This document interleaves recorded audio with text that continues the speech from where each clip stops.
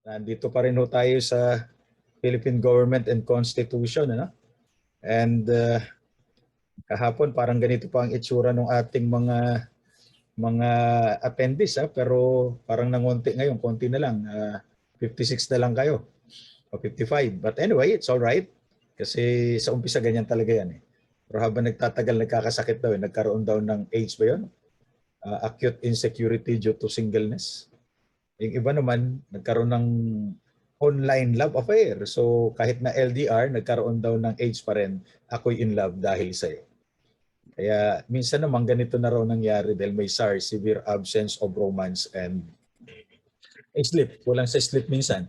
So may reviewer ho tayong available. Yung mga lectures ko sa inyo, nandito ho sa reviewer na ito. Available naman daw yun sa National Bookstore. Kapangalan ho natin yung isa sa mga authors. At buong coverage ito ng civil service exam, including a copy of my lecture ay naririyan sa librong yan. Pero kung gusto niyo ng mas malalim na pag-aaral ng saligang batas, ay naririto po sa Rex Bookstore naman ito. Yan ay buong constitutional law. Okay? So kahapon nasa Article 2 tayo, but right now let us proceed to the Bill of Rights. So ito yung Article 3. So be it known that there are classification of rights. So nauna ho dyan yung natural rights. Ito yung karapatan natin simply because you are human. So the right to live, di ba? You have the right to live. You have the right to fall in love. Yung love is a natural right yan. Kaya lang minsan yung pag-ibig nakakasakit yan. No? Like nga sa inyo kahapon, pagka nasaktan kayo sa pag-ibig, hindi covered ng PhilHealth yan. And you also have constitutional rights. So ito yung mga karapatan na natatagpuan natin sa saligang batas at i-discuss natin yan maya-mayang konti. Kapag yung batas ay nagbigay sa atin ng karapatan, ang tawag ho natin yan ay statutory rights. So kasi ang batas ay statute. Ano po? A law created by Congress is statute. So if that statute gives you a right, a statutory right to ang tawag. Kaya pag tinagalog, statute, yan ho ay batas. Ano naman daw yung statute? Statute. Statua? Hindi. Ikaw ba yan? Statute? Okay. So ang constitutional rights naman ay classified into political rights.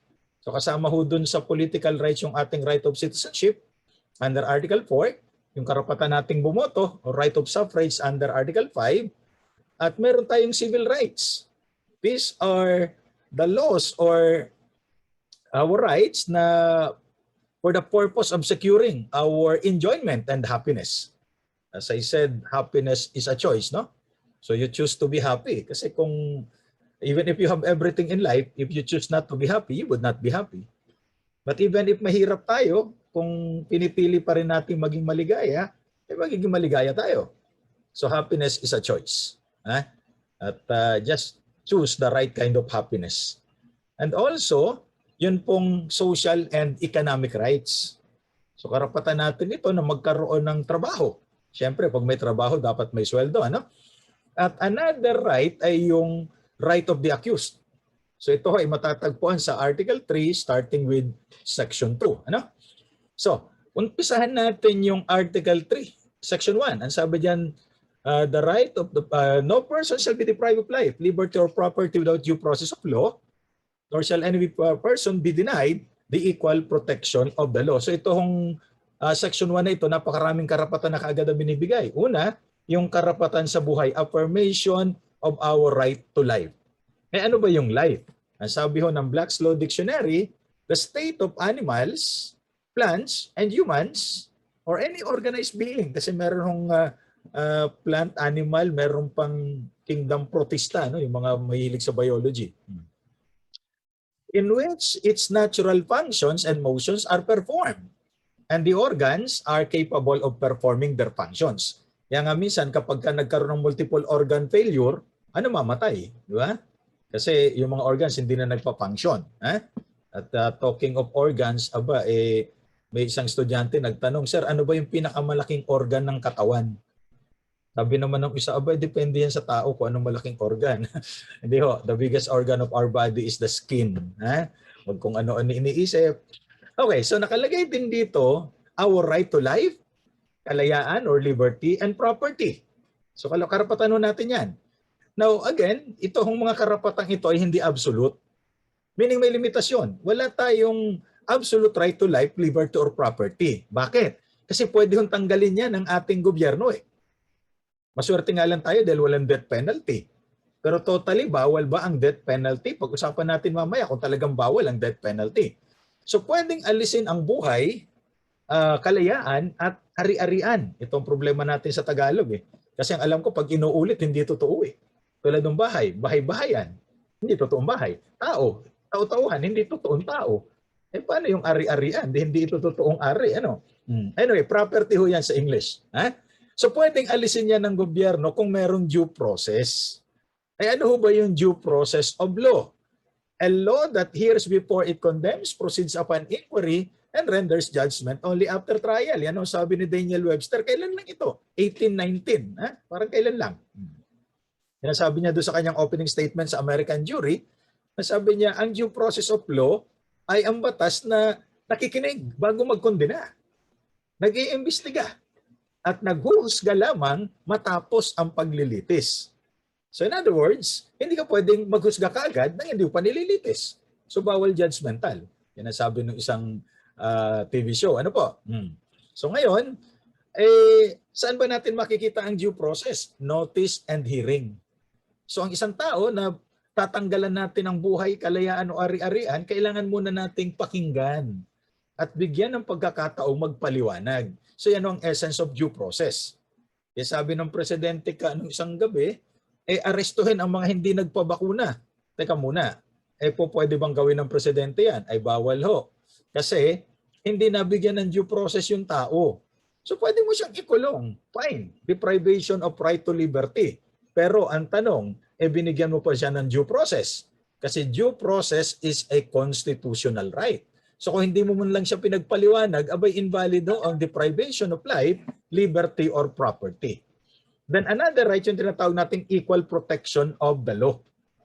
Ano ba sabi dito? That nor shall any person be denied the equal protection of the law. So lahat po ng tao who are equally situated must be treated alike in terms of rights conferred and obligations imposed or required. So halimbawa, estudyante at teacher, syempre, hindi sila equally situated. So iba yung mga obligasyon at karapatan ng mga teachers, ng mga empleyado at ng mga estudyante. Pero pag parehong estudyante, dapat equal ang treatment. Pag parehong teacher, dapat equal ang treatment. Pag parehong mga empleyado, dapat equal ang treatment. So yan po ang essence of equal protection. Kaya lang may mga exceptions nga. Kasi hindi po pwedeng equal ang treatment natin between a professor and a student. Diba? Kasi iba yung treatment ng eskwelahan sa mga profesor, iba rin ang treatment sa mga estudyante. And that is not violation of equal protection because they are not similarly situated. Now, sabi ng Pangulo, arestuhin yung mga hindi nagpabakuna. Pwede ba yun? Ang general rule ho natin ay matatagpuan sa Article 3, Section 2. That the right of the people to be secure in their persons, papers, houses, and effects against unreasonable searches and seizure for whatever nature and for any purpose shall be inviolable. And no search warrant or warrant of arrest shall issue except upon probable cause to be determined personally by the judge after examination under oath or affirmation of the complainant, the witnesses he may produce, and particularly describing the place to be searched or the persons or things to be seized. So general rule, hindi pwedeng arestuhin ng isang tao ng walang warrant of arrest. Okay? Hindi pwedeng saliksikin ang iyong property, bakuran mo man yan, kotse mo man yan, private property mo yan, hindi pwedeng saliksikin ng walang search warrant. Okay? At sino po ang nag-i-issue ng search warrant o warrant of arrest? Tanging korte po lamang. And what are the requirements so that a valid warrant of arrest or search warrant is issued? There should be probable cause. Ano ba yung probable cause? Ito ho yung mga facts and circumstances, sabi ng Korte Suprema, that would lead a prudent man, isang tao na matino, maiisip niya na merong crime at baka itong inaakusahan natin, siya nga ang may kagagawan. So yan ho yung probable cause. Diba? Duda. Marami mga dudera, mga duda. Ngayon, the presence of probable cause is determined by the judge. Okay? Kaya kailangan si judge, titingnan niya muna itong allegation mo, yung akusasyon mo. At ito po, yung mga complainant, may complainant, siyempre, hindi po pwede na mag-issue motu proprio o on his own si judge ng warrant. No? Except kapag ka-hearing at nag-misbehave po ang isang tao sa loob ng korte, ang judge minsan nag-i-issue ng bench warrant para ikulong yung isang taong nag-misbehave or he is cited in contempt. Ganyan po ang procedure sa korte. Okay? So dito ho, may complainant. Kaya minsan, sino ba nag-apply ng warrant? Yung police, yung NBI, o kung sino man. Okay? Pagkatapos si judge, i-examine niya itong mga applicant for warrant kasi dapat yan under oath or affirmation. Ano ba yung oath? Nanumpa. Ano yung affirmation? Pagka you take an oath if you believe in God. But if you don't believe in God, kasi yung mga taong di naniniwala sa Diyos eh. So they do not take an oath. Ang tawag ko dyan, affirmation. So yun ang kaibahan ng oath sa affirmation. Okay? So bakit kailangan silang nanumpa o under affirmation? Kasi pag nagsinungaling sila, pwede ho silang balikan ng kaso. Nanghingi ng warrant, nagsinungaling pala. Under oath ho yan. So pwede hong kasuhan. Anong tawag sa kaso? Yan po ay perjury. Lying while under oath. Ha? Kaya wag manunumpa pag nakahiga. Ha? Kasi lying while under oath daw. Hindi, joke lang yan. Okay. That is why, kapag kayo po ay pumirma ng ating mga PDS, personal data sheet, for example, nakalagay sa baba, di ba? May subscription natin tawag, subscribe and sworn to before me. Yan po ay under oath. Pinapanotaryo ninyo. Wag ko kayo magsinungaling dyan. Kasi pwede kayong makasuhan dyan ng perjury. Kasi under oath yung ating PDS at anumang hinihingi ng mga form ng ating HR office, kapag kami nakalagay doon na ipapanotaryo, that means that's under oath. So kaya huwag kayong magsinungaling dyan. Makakasuhan kayo ng perjury dyan. At ito po, yung applicant at yung witnesses, they are testifying on facts personally known to them. Dapat sila mismo may personal knowledge. Hindi po pwede yung hearsay. Yung sabi-sabi lang. Di ba? Tayo pa namamatay sa sabi-sabi. Ha? At yung warrant, sinasabi na sino yung aarestuhin at sino o ano ang sasaliksikin. Yan po yung tinatawag na particularity of description. Okay? Para alam natin, may mga pagkakataon, no, halimbawa, in a rape case, yan ang paboritong kaso ng mga law students na estudyante namin. Rape case. Minsan may mga pagkakataon na yung rapist hindi kilala ng biktima. So ang tanong ko sa mga estudyante ko, paano yun? Paano mo kakasuhan? Hindi mo alam yung pangalan ng rapist. Imposible naman na sasabihin ng biktima, mama, alika nga rito, ano ba pangalan mo kasi kakasuhan kita? Ay hindi ganun ang tunay na buhay eh. So doon pumapasok yung tinatawag nilang John Doe. Si John Doe ay isang akusado na hindi pa nakikilala ang tunay na pangalan. Pero yung kanyang description ay naibigay nung biktima. Kaya lumalabas yung mga cartographic sketches na tinatawag natin na minsan magkakamuka kasi iisa lang yung artist na gumawa. Hindi katulad sa Amerika, di ba, computerized sila eh. So kaya John Doe, pagkababae Jane Doe.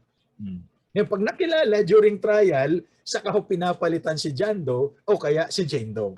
Okay? So merong mga pagkakataon na pwede humang aresto ang mga pulis or even private individuals kung kahit walang warrant. Ito, balikan natin yung pinakita ko sa inyo, no? O itong aling ito na nakasakay doon sa kanyang SUV na sinaktan yung traffic aid ng Manila, naging viral ho yan. Yung ba traffic aid, pwede siyang arestuhin? Pwede. Kasi kasama ho ito doon sa exception na pwedeng arestuhin kahit walang warrant. Number one, anong tawag ho dyan? Sa ilalim ng Rules on Criminal Procedure, Rule 113, Section 5, Paragraphs A, B, and C, yung paragraph A ho, arrest in flagrante delicto. Siguro narinig nyo na yan, ano? Ito ho yung caught in the act. Sinasaktan yung traffic aid.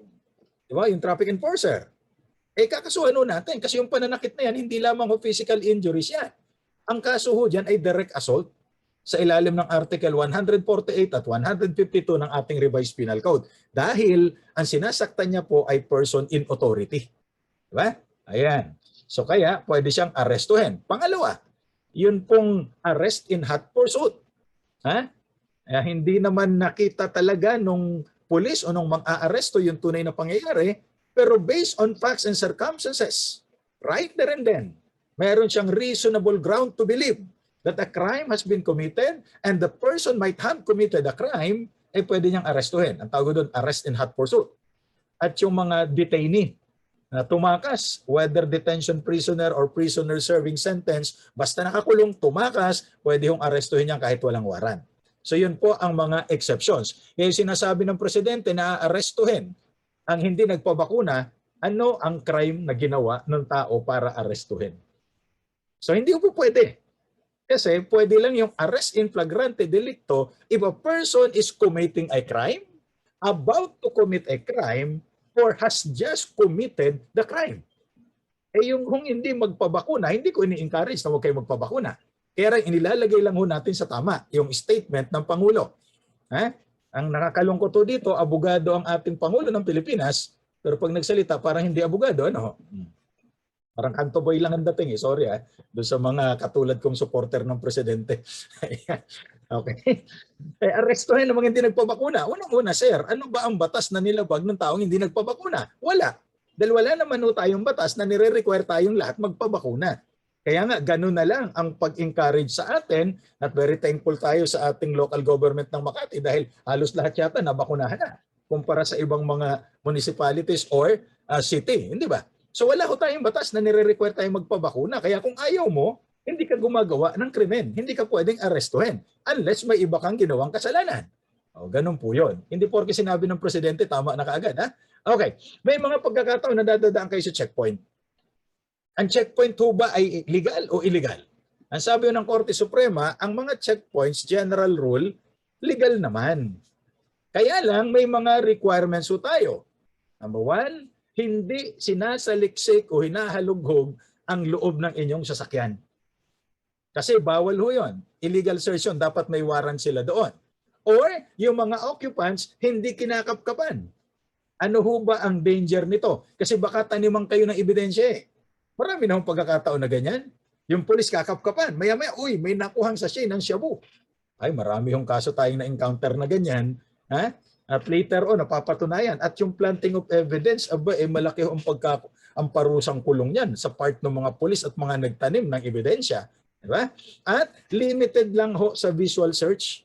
Sabihin, dumaan ka ng checkpoint, hindi ka pabababain, walang anumang bahagi ng iyong sasakyan o iyong mga daladalahan ang pabubuksan. Unless meron silang warrant o search warrant or kayo ay pumayag. Normally ho, ang approach ng mga polis dyan, sir, ma'am, pwede ho bang buksan yung trunk ng inyong kotse? Pag pumayag ka, wala na. Hindi mo na ma-invoke yung karapatan mo kasi ang tawag namin diyan ay consented search. Pumayag ka Dapat huwag kang pumayag. Paano ka naman hindi papayag? Pulis ito, may baril. Pag sinabi ho ng pulis, politely, sabihin nyo, ay hindi ho ako papayag kung wala kayong search warrant. Kasi karapatan ko ho yan sa ilalim ng ating saligang batas at mga batas natin. Okay? Kasi later on, pagka kinasuhan nyo ito ng illegal search, ang sasabihin ng polis, pumayag ka So consented search, na-waive mo yung right mo. So ang tanong, paano yung mga nagmumotor na sinasaliksik yung mga iba't ibang bahagi ng motor? Bawal ho yun. Kaya lang problema, wala nagre-reklamo Diba? Yung hihingiin sa inyo yung license and registration, well, standard procedure ho yun. Walang nilalabag yung polis. Pero kung bubuksan kung anumang bahagi ng inyong sasakyan, motor man yan o kung anuman, hindi ho po pwede kung wala silang warrant. Bawal po yun. Okay? At yan po dapat ay hindi lumalabag sa mga regulasyon and in fact, yung mga routine check lamang na less intrusive. Yan ang sabi ng Korte Suprema. Kaya ang pulis ho ay naglagay ng mga regulasyon. Ito ho, pwede niyong picturean yan ang mga dapat yung tandaan pag dumadaan kayo sa checkpoint. Okay? Na dapat merong notice, well-lighted yung lugar, at yung mga tao sa checkpoint dapat naka-uniform. Pwede ito, type B uniform nila yan. Kasi malay nyo ba kung pulis yan o kung ano lang elemento yung nagsisearch sa inyo. Diba? At walang anumang bahagi ng inyong sasakyan ang pabubuksan, hindi kayo isa-subject sa body search. Okay? Unless may exception ho yan.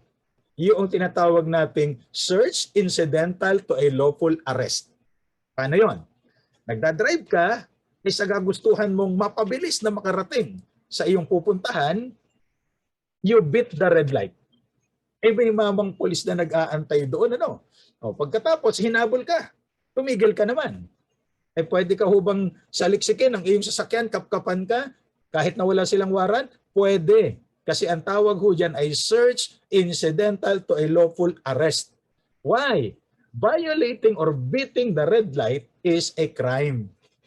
Krimen ho yun So nag-commit ka ng crime, pwede kanyang arestuhin, kaya yung pananaliksik niya ay incidental to a lawful arrest. So kaya ang payo natin dyan, kung may dala kayong, ano bang tawag nila dyan? Kung may dala kayong mga illegal sa inyong sasakyan, do not beat the red light. Ha? Kung meron kayong corpus delicti or body of the crime. Okay. So ngayon, the privacy of communication and correspondence shall be inviolable. Lahat to ng uri ng communication natin. Yan po ay hindi dapat kinakikialaman ng sinuman. Kasama na dyan yung mga email ninyo, mga telepono ninyo, at lahat ng uri ng komunikasyon, yan po ay hindi dapat sinasaliksik o pinapakialaman ng sinumang pakialamera. Okay? Why? Yan po ay constitutionally provided right. Okay? Yan po ay guaranteed by our Constitution itself. So anumang ebidensya na nakuha dahil pinakialaman ang inyong communication, ay inadmissible po yan for any purpose in any proceeding. Meaning, hindi nyo pwedeng gamitin ebidensya. Nalaman mo na yung kapitbahay mo pala ay drug lord. Kasi pinakialaman mo yung kanyang sulat o yung email niya, hinak mo. Okay? At kapag yung telepono niya ay pinakialaman mo, ang tawag natin dyan ay wiretapping. Yan po ay pinaparusahan ng pagkakulong ng 6 months up to 6 years imprisonment. Okay.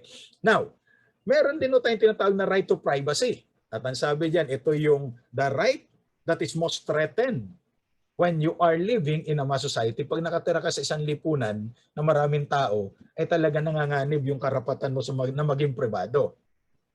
Saan nanggagaling yung mga panganib o mga banta? Nanggagaling ito sa gobyerno kasi kinukuha ng government yung ating mga data. Sa mga journalist, ng mga reporter, ng mga chismoso, di ba? Employer, dahil nagsasubmit tayo ng ating mga personal data. Ganon din yung mga ay mga social scientists, itong mga social weather station, yung mga Pulse Asia na yan and the likes. Kasi nangangalap sila ng mga data na maaaring makompromiso, no? O ngayon, yung Mr. mo o Mrs. mo pinapakialaman ng cellphone mo. Karapatan niya ba 'yon? Ang sabi yun ng Korte Suprema, Solveta versus Court of Appeals, even if you entered into a contract of marriage, you do not surrender your right to privacy of communication. Okay? Kaya kahit na mag-asawa kayo, hindi dapat nagpapakialaman ng cellphone at yan ang lagi kong ito dinidiscuss at dinidiin doon sa misis ko, no? Na hindi tayo pwedeng magpakialaman ng cellphone. Ha? Dahil yan ay sinasabi ng Korte Suprema na bawal kahit mag-asawa kayo. Okay? Sana wag ako marinig, ano? Kaya lang, para maging sigurado tayo, meron tayong cellphone na legal, meron tayong cellphone na extra legal, at meron tayong reserva. Mahirap na mapahamak. Ano? Ngayon, isa pa hong batas natin ay yung data privacy law. At some of you may have attended our seminar on data privacy na ginawa ng ating data protection officer nung March ba ito or May, something like that, no? Nagkaroon tayo ng webinar tungkol diyan. So kasama ho 'yan sa protection ng ating privacy, yung Republic Act 10173 at yun din ng ating national ID system na sooner than later eh lahat tayo i-require na magkakaroon ng national ID. Para isa na lang ang gagamitin natin sa ating mga transaksyon. Di katulad ngayon, iba yung SSS number mo, iba yung GSIS number mo, iba yung tax identification number. So pagka nagkaroon na ho tayo ng working national ID system, isa na lang number ang gagamitin natin sa lahat ng ating transaksyon. So parang nagsimula na ho yata sila ngayon yan. Okay, so constitutional ho ang pagkakaroon ng national ID na ginawa ng Kongreso. So dahil may batas ho tayo, ito po ay constitutional. Okay? So wala tayong problema dyan sa national ID system na yan. Now, under Article 3, Section 4, no law shall be passed abridging the freedom of speech, of expression, or of the press, or the right of the people peaceably to assemble and petition the government for redress of grievances. So ano po yung mga karapatan natin dito? Unang-una, ang sinasabi nitong si Evelyn Beatrice Hall, I may not agree or I disapprove of what you say, but I will defend to the death your right to say it. Maring hindi ako payag sa sasabihin mo, pero ipagtatanggol ko hanggang kamatayan ang karapatan mo na sabihin yan. That is the summary of our right to freedom of expression. Kaya lang hindi lahat ng karapatan ay absolute. In fact, there is no such a thing as absolute right. Yung karapatan nating magpahayag, kung nakakasira naman ho tayo sa ibang tao at dinudungisan natin ang kanilang dignidad, pwede ho tayong makasuhan kahit pasabihin natin meron tayong freedom of speech and freedom of expression. So ang tawag ho dyan ay libel. Okay? Kapag ka po nakaprint, ibrinod ka sa TV o radio, yan po ay libel. Yung mga paninira. Pero pag sinasabi lamang verbal, ang tawag po dyan ay oral defamation or slander. Okay? Eh ngayon, hindi na ho masyado yung mga radio, TV, nakakasuhan na lang dyan yung mga announcer. Di ba? Pero lahat tayo pwedeng makasuhan ng online libel. At sa paglabag po ito ng Republic Act 10175, dahil nag-post sa Facebook at nag-post sa kanyang Twitter ng mga mapanira na imputation or akusasyon laban sa kanyang kapwa. Ang tawag ho natin dyan ay online libel. E sabi niya, totoo naman yung sinasabi ko eh. Eh bakit kailangan mo pang ilagay sa Facebook? Diba? So pag inilagay mo sa Facebook o kaya sa Twitter, yan po ay mapanira, yan ay pwedeng mapakulong yung tao na yan na up to 12 years imprisonment for online libel. Kaya mag-ingat po doon sa mga ipinopost sa inyong social media account. Okay? Tama po yung sinabi ng GMA, no? Kasi nawala na yung ABS-CBN. Natuwa ang maraming tao, lalo na mga misis, nung mawala ang ABS-CBN. Kasi yung pala ang bisyo ng mga mister nila, alak, babae, sugal, cabaret bar, nightclub. At ang natira na lang ho ay GMA. Konti na lang kami, gentleman all the time. Sabi ko ng GMA, yung GMA 7, think before you click. Kasi the moment na-click nyo na yan at na-post na yan, mahirap na humawiin. Ha? At ang sabi ng Korte Suprema, kahit ng intention mo ay private. Pero inilagay mo sa Facebook, yung Facebook mo, naka-private yung account mo, you cannot be so sure na yan ay mananatiling private. Kasi merong makaka-access ng account mo using another person's account. Unless ang gagawin ho ninyo, yung account ninyo at yung pag-post ninyo, ang setting only me. Di ba may ganyan na ikaw lang ang makakakita? O kaya, yung Facebook mo, wala kang friends. Okay? Ayan, mahirap naman siguro yan. Ha? Now, ang sabi dito sa Article 3, Section 5, no law shall be made respecting the establishment of religion or prohibiting the free exercise thereof. The free exercise and enjoyment of religious profession and worship without discrimination or preference shall forever be allowed. And no religious test shall be required for the exercise of civil or political rights. Malaya ho tayong maniwala kung ano gusto nating paniwalaan. Okay? Kung naniniwala ka sa Diyos, fine. Kung hindi ka naniniwala sa Diyos, problema mo yan. Hindi ka makukulong dyan. Okay?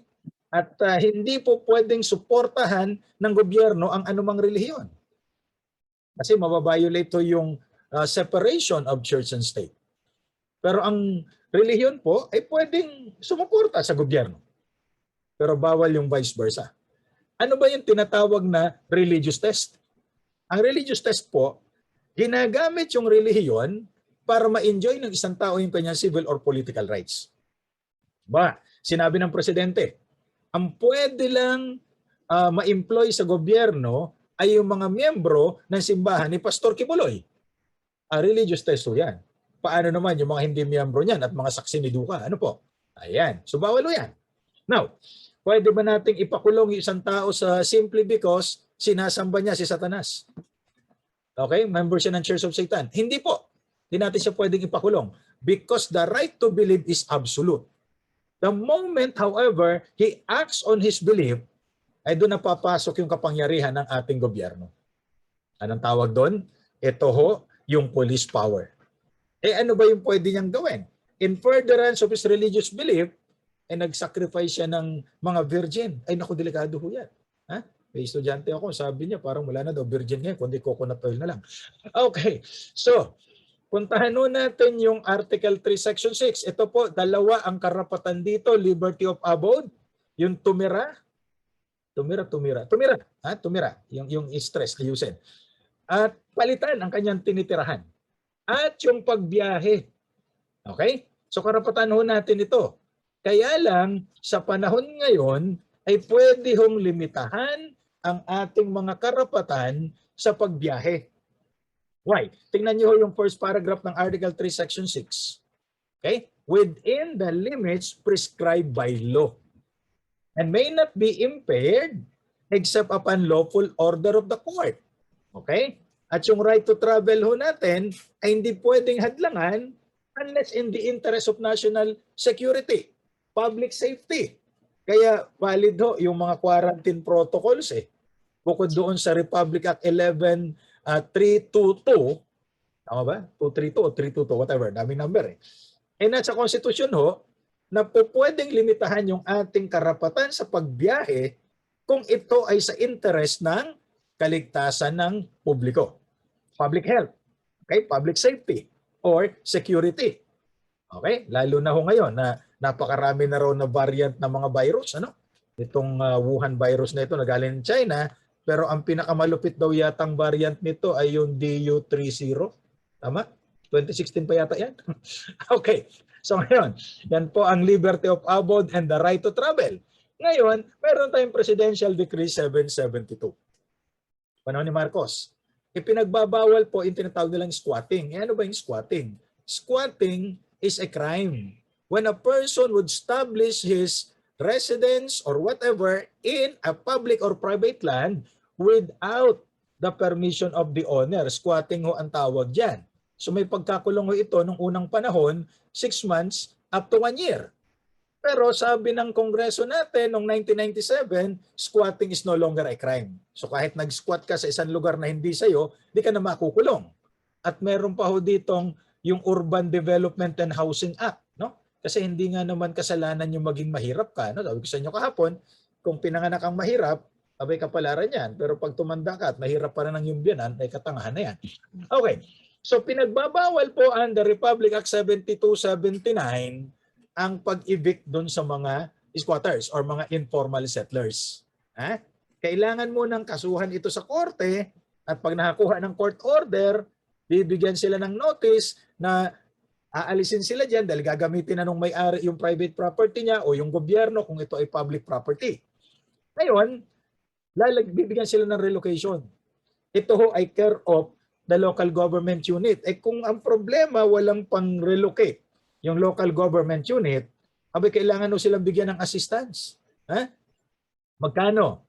Yung minimum wage ho sa region, sa Metro Manila, 537 yan per day, times 60 bawat apektadong pamilya. Hala.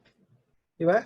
So kawawa naman yung landowner. Ang kasalanan niya lang, iniwanan niya yung kanyang lupa na walang nagbabantay. So pumasok yung mga informal settlers, walang paalam, nung kailangan niya na ang lupa niya, hindi niya na makuha. Dahil kailangan niya pang magdemanda, gagastos siya sa abogado at sa pagbayad sa korte, may filing fee ho ito, ejectment. At pagka nakakuha na siya ng court order, ay kailangan niya pang i-relocate.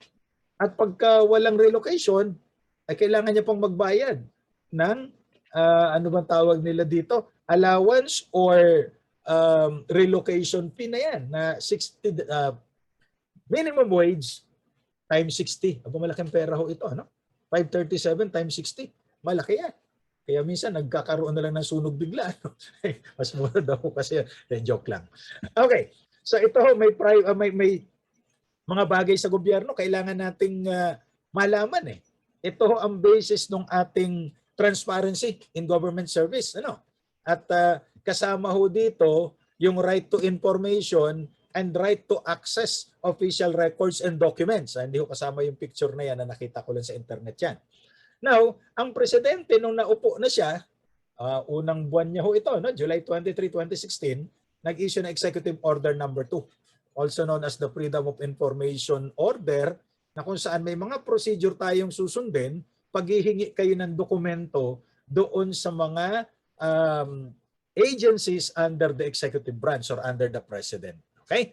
So yan. Now, puntahan natin yung Article 3, Section 8, the right of the people, including those employed in public and private sectors, to form unions, associations, and societies for purposes not contrary to law shall not be abridged. So ano po ang mga karapatan natin dito? Karapatan nating magtayo ng mga organisasyon o mga union. Okay? Kayo man ay nasa gobyerno, kayo man ay nasa pribadong sektor, pwede kayo mag-unionize. Ang problema, pag nasa private sector, pwede mag-strike. Pero pag nasa gobyerno ay bawal pong mag-strike. Yan ang sabi ng korte in that case of GSIS versus kapisanan ng mga manggagawa sa GSIS. Lahat tayo, miyembro ng GSIS. Ano po? Ako, nalaman ko kahapon kung ano number ko sa GSIS. Salamat po sa ating HR. Ngayon po, ano ba ang strike? Ang strike ho is temporary stoppage of work caused by the workers due to a labor dispute. So yung mga manggagawa sa pribadong sektor, govern sila ng labor code. Tayong nasa gobyerno, ay saklaw ho tayo ng GSIS law. So pwede ba tayo mag-strike? Ang sagot, hindi. Ang mga nasa pribadong sektor pwede kasi pinapayagan sila ng labor code. Tayong nasa gobyerno, ang Civil Service Law, Presidential Decree 907, ay hindi tayo pinapayagan mag-strike. Ano ba yung strike? Itinitigil yung pagtrabaho kasi ipinoprotesta yung ating mga sinasabing labor dispute sa ating opisina. Hindi pinagkakaunawaan with the employer. Ay hindi po pwede yan. Kapag ka mga government employees covered by the Civil Service Law, katulad ng mga empleyado ng GSIS, iniwanan yung trabaho, nagpiket, ipinoprotesta yung kanilang presidente at the time, ay iniwanan yung trabaho. Sabi ng Korte Suprema, strike yon, bawal sa gobyerno yan, tanggal ka. Ay sabi naman ng isang magaling na labor lawyer, sabi niya, ano pa ang karapatan naming mag-organisa ng mga union kung hindi kami pwede mag-strike at nasa gobyerno kami? Sorry, yung karapatan ho kasi ng pag-strike ay hindi constitutional right. Ito po ay mere statutory right, meaning batas lang ang nagsabi nito. Sa private sector may batas sila na sinasabing pwede ka mag-strike pero may mga procedure. Pero sa gobyerno po, ang Civil Service Law, bawal. Kaya pag nag-strike ang taong gobyerno at yung kanyang pinagtatrabahoan ay covered ng Civil Service Law, pwede siya matanggal sa trabaho. Yan po ang kaibahan. Okay? So pwede mag-unionize. Ang bawal lang mag-strike. Okay? And then private property shall not be taken for public use without just compensation. Ito ho yung tinatawag nating power of eminent domain. Okay? Meron kang lupa o property, tapos ang pinaka-common dito nagkaroon ng road widening or expansion of the road para maiwasan na ang traffic. Tatamaan yung iyong property, dadaanan ng kalsada tulad nung nangyari dito sa extension ng Skyway. Maraming mga private property ang dinaanan. So, ang gagawin mo dyan, wala silang mairereklamo dyan. Ang gagawin na lamang dyan ay magantay ng bayad. That is the exercise of eminent domain. Ang tawag ho dyan ay expropriation. Pwede silang tumanggi. Pero yung expropriator, yung gobyerno, DPWH or whatever, pwedeng magpunta sa korte. Ididemanda ho yung property owner para makuha yung property na ito. At babayaran naman siya. Ang bayad naman sa kanya, ang tawag ay just compensation based on fair market value. Ano ba yung fair market value? That is the price that can be agreed upon by the buyer and by the seller. They can agree how much is the fair market value. But if they could not agree, it is fixed by the court. So kaya nagdidemandahan para malaman dapat ba itong i-expropriate at magkano talaga ang fair market value. Fair market value is the price that the buyer is willing to buy without compulsion and the seller is willing to sell without compulsion. Okay? Pag hindi sila nagkasundo, punta sila sa korte. At ang korte magsasabi magkano. Now, no law impairing the obligations of contract shall be passed. Under Article 1305 ng ating Civil Code, a contract is meeting of minds between two persons whereby one binds himself with respect to the other to give something or to render some service. Ang kontrata po ba ay kailangan lagi nakasulat? Hindi po. Kahit na oral contract, valid yan. Ang problema lang natin, may mga requirements ang batas para yung kontrata ay maging enforceable. Iba ho kasi yung validity sa enforceability. Halimbawa, sinabi ko kay BP Hill, ibebenta ko sa kanya yung aking iPhone 13 sa halagang 1,000. Okay, oral contract. Valid ho ba yun? Valid. Okay? So, umasa si BP Hill na ibebenta ko yung iPhone 13. Teka, parang iPhone 12 lang nata ngayon. Di ba? 6 at saka 7, 13 na rin yun. Ayan, 1,000 lamang. Gusto ng bilhin ni BP. Ang problema, kinabukasan, may nag-offer sa akin ng 2,000. Hindi ko na ibebenta sa kanya. Pwede ba akong idemanda ni BP? Ang sagot, hindi po. Kasi unenforceable yung contract sapagkat verbal o oral contract. Pero valid yun. Ang problema lang natin, hindi tayo pwedeng magdemanda kasi hindi enforceable ang mga oral contracts na ito. magkaiba ang validity sa enforceability. Kaya pag may nangako sa inyo ng kasal, pasulatin nyo kaagad at ipanotaryo nyo para pwede nyo idemanda later on for damages. Kasi pag hindi nakasulat yan, kahit pa may mga ring kayo dyan, actually pagka nag-asawa kayo, 3 ring daw ho yan. Yung una, engagement ring. Ano po? Pag ikinasal na, wedding ring. Pagka mag-asawa na, yan na, suffering na raw. Anyway, so ano po ba yung impairment? Kasi pinagbabawal yung impairment eh. Yung impairment ay yung binabawasan yung kalidad. Okay? So, it is one good argument against divorce law. Okay? Kaya nga ho, bawal ang diborsyo sa Pilipinas eh. Ang pinapayagan lang dito sa atin ay nullity of marriage at saka annulment of marriage and legal separation. Now, sa legal separation, hindi kayo pwede mag-asawa uli. Sa annulment at nullity of marriage, depende kung anong grounds na panghahawakan ninyo para ipa-dissolve ang kasal. Okay, kasi sa umpisa daw yan, asawa. Pero pagtagal, nawawala yung asawa na. Yun, maiwan dahil sa awa. Pero darating yung time, na talaga yan. Anyway, so free access to the courts and quasi-judicial bodies and adequate legal assistance shall not be denied any person by reason of poverty. So kahit mahirap yung isang tao, meron po siyang access to courts. Ay ano ba yung mga quasi-judicial bodies? Ang quasi-judicial bodies po ay hindi korte. Pero siya ay gumagawa ng trabaho ng korte, kaya para siyang korte. Yan tawag quasi-judicial body. Example, ito pong LTFRB, Land Transportation Franchising Regulatory Board. Hindi naman korte yan, kasi sa ilalim yan ng Department of Transportation. Ang problema, pagka kukuha ka ng franchise, naghihiring yan. Pagka may gustong magpakansela ng franchise mo sa transportation, may hearing, tumatanggap na ebidensya, so ginagawa niya ang trabaho ng korte. So kaya po ang tawag quasi-judicial body. Yung mga administrative body, ito yung mga nasa ilalim ng opisina ng Pangulo, yung mga local government units, etc. Now, kahit mahirap ka, may karapatan ka na dumulog sa korte at mga quasi-judicial body. Ang problema natin, pag pupunta ka dyan, kailangan mo ng abogado. Kaya na-create ang Public Attorney's Office. Ganito po yan. Kapag kayo ang complainant in a criminal case, hindi nyo kailangan ng private lawyer sapagkat ang abogadong tatayo para sa inyo ay ang piskal. Ang piskal o yung mga public prosecutor. Okay? Kung ikaw ang complainant sa isang criminal case. Kung ikaw naman ang akusado sa isang criminal case, hindi mo kailangan ng private lawyer. Ang abogado mo ay Public Attorney's Office. Okay? Kaya lang, may mga limitasyon para maging kliyente ng PAW. Yung complainant, mayaman man siya o mahirap, hindi niya kailangan kumuha ng abogado kasi yung piskal mismo ang tatayong abogado niya. Lahat po ng korte sa Pilipinas ay merong naka-assign na public prosecutor o piskal.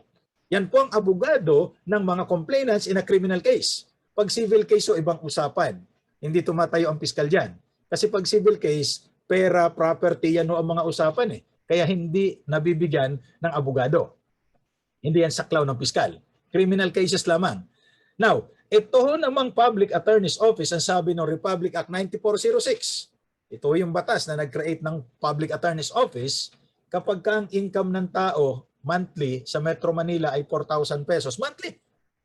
Siyang kliyente ng PAW. O kaya paglabas ng Metro Manila, 3,000, kliyente siya ng PAW. Above that amount, hindi ka na pwedeng kliyente ng PAW. Kukuha ka na ng private lawyer. Pero masyado na hong maliit yan kasi 2,000 pa yan Year 2000. Wala man siyang income, meron naman siyang property na 50,000 pesos.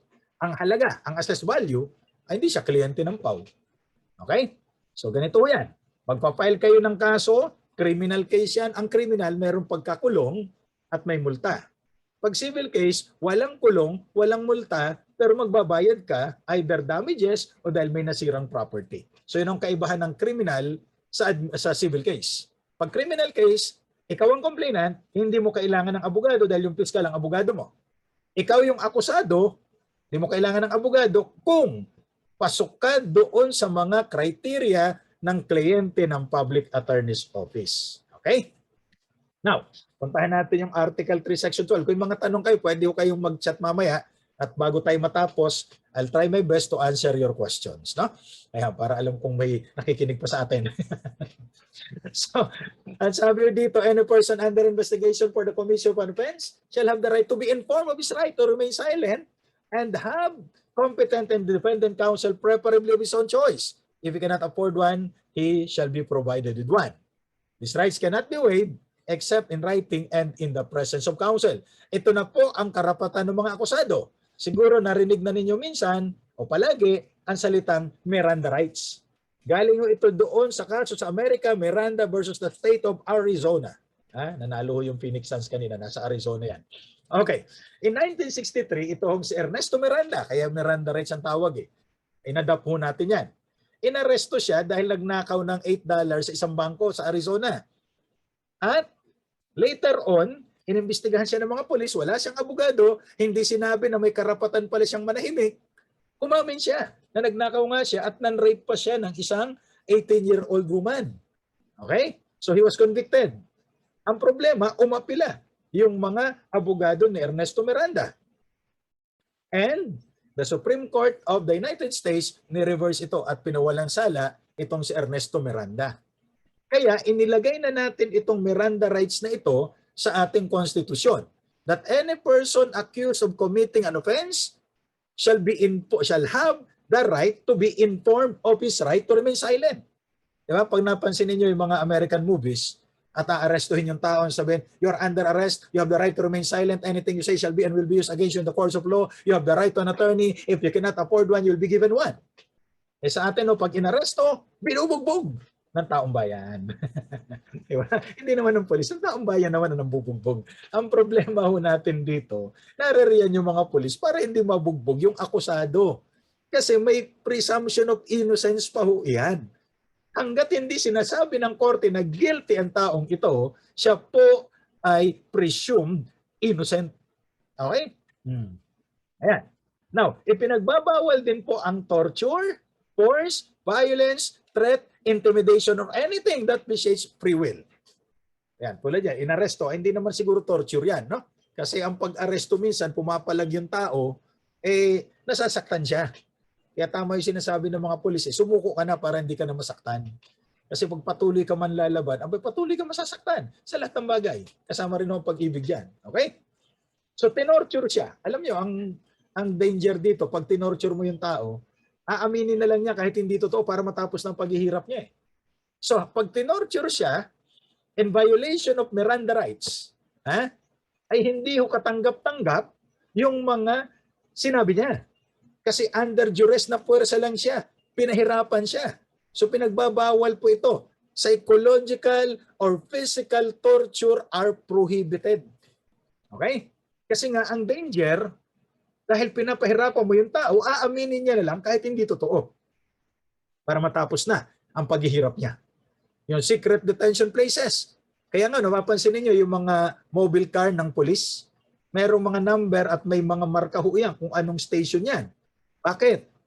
Pagka inaresto ho yung isang tao at isinakay doon sa mobile patrol ng police, yung mga nakasaksi, alam kung saan dadalhin itong taong inaresto. That is a guarantee na itong taong ito ay hindi mawawala sa mundong ito. Kasi may mga pagkakataon noon na bigla na lang nawala. Yung kaso ng mga disaparecido, di ba? Na nawala, hindi na natin alam kung nasaan, hindi natin alam kung sino ang may kagagawan ng pagkawala nila. So yan po ay mga garantiya sa ilalim ng ating konstitusyon at kailangan may abogado ka habang iniimbestigahan. Okay? Sabi niya, alam ko naman yung batas dahil law student ako, sige, imbestigahan ninyo ako. Pwede ho ba yun? Opo, pero sasabihin dapat, isulat mo na pumapayag ka na imbestigahan ka at anumang sasabihin mo ay tatanggapin bilang ebidensya, pirmahan mo yan at meron dapat abogado na nag-a-assist sa kanya. Okay? Kasi pwede naman, these rights may be waived in writing, except in writing and in the presence of counsel. Bakit kailangan palagi ang abogado? Mahirap po maging abogado, bigyan nyo kami ng trabaho. Ay hindi ho. Ang sabi ko kasi ng Korte Suprema, even lawyers sometimes get lost in the myriad of procedures. Nawawala sa mga procedure na ito. How much more a person who is not initiated in the language of the law? He might be convicted not because he is guilty, but because he cannot prove his innocence. Ito yung abogado nga minsan, nalilito pa eh. Paano pa hindi nag-aral ng batas? Hindi ba? Oh. Pero hindi naman ibig sabihin na abogado lang ang nakakaunawa ng batas. Pero sinasabi ko naman sa inyo, kung gusto niyo ng matinong relasyon, boyfriend, girlfriend o asawa, maghanap kayo ng abogado, matino ang relasyon dyan. Bakit? Yung batas nga inuunawa, ikaw pa kaya. Okay, so Article 3, Section 13, ito ang basehan natin kung bakit may piyansa. Okay? So ang sabi dyan, lahat ng crimes ay bailable. Pwede magpiyansa. Except kung ang parusa sa krimen na ito ay reclusion perpetua. Okay? Sa ating sistema, ang reclusion perpetua ay up to 40 years imprisonment. Okay? At yung ebidensya na siya ay guilty ay malakas. Nakalagay dyan, evidence of guilt is strong. So ano po ba yung bail? Yung bail ay maaaring cash or surety bond. Ano ba yung cash? Di magbayad ka. Magkano ang bail? Ang Department of Justice po ay merong listahan na tinatawag naming bail bond guide. Ito yung crime, magkano ang piyansa. Okay? So maaaring kung may pera ka, magpiyansa ka ng pera, bayad mo sa korte. Ano po ang bail na ito? O kung wala ka namang pera, property. O kung wala kang property, magpunta ka doon sa isang piyansador. Ito yung mga surety company. At sila ang magbibigay sa korte ng surety bond. Ano ba yung surety? Ako hindi ka malas, surety ka. Okay. So, hindi o. Para insurance. Kasi yung bail, ito po ay kasiguruhan na ang taong inakusahan at nililitis ay hindi tatakas habang nililitis yung kaso niya. Kasi dapat nakakulong siya para hindi siya makatakas. Pero dahil gusto niyang lumaya muna, magpapiyansa siya. Ito, marami na ako na-encounter na ganito. Attorney, sa pulis ho kami nagpiyansa. Ay, hindi ho. Hindi dapat binabayaran ng piyansa ang pulis. Ang piyansa sa korte binabayad. Kapag kapulis ang nanghingi ng piyansa, kotong ho yun, hindi yung piyansa. Kasi yung pag nagbayad ka ng piyansa sa korte, ang korte i-issuehan ka ng resibo. At yung order na yan ng korte, dadalhin mo doon sa warden para palabasin yung preso. At yung bail niya, yung perang ibinayad niya sa korte ay garantiya na tuwing ipapatawag siya ng korte para maglitis, ay darating siya. Kasi pag hindi siya dumating, kanselado yung bail. Okay? Ngayon, ano man ang mangyari basta natapos na yung paglilitis, siya man ay guilty or innocent, mababawi niya yung piyansa niya kung cash bond or property bond. Pero kung surety bond, kakausapin mo yung insurance na or surety company na nagpiyansa sa'yo. Maaaring hindi mo na mabawi yan.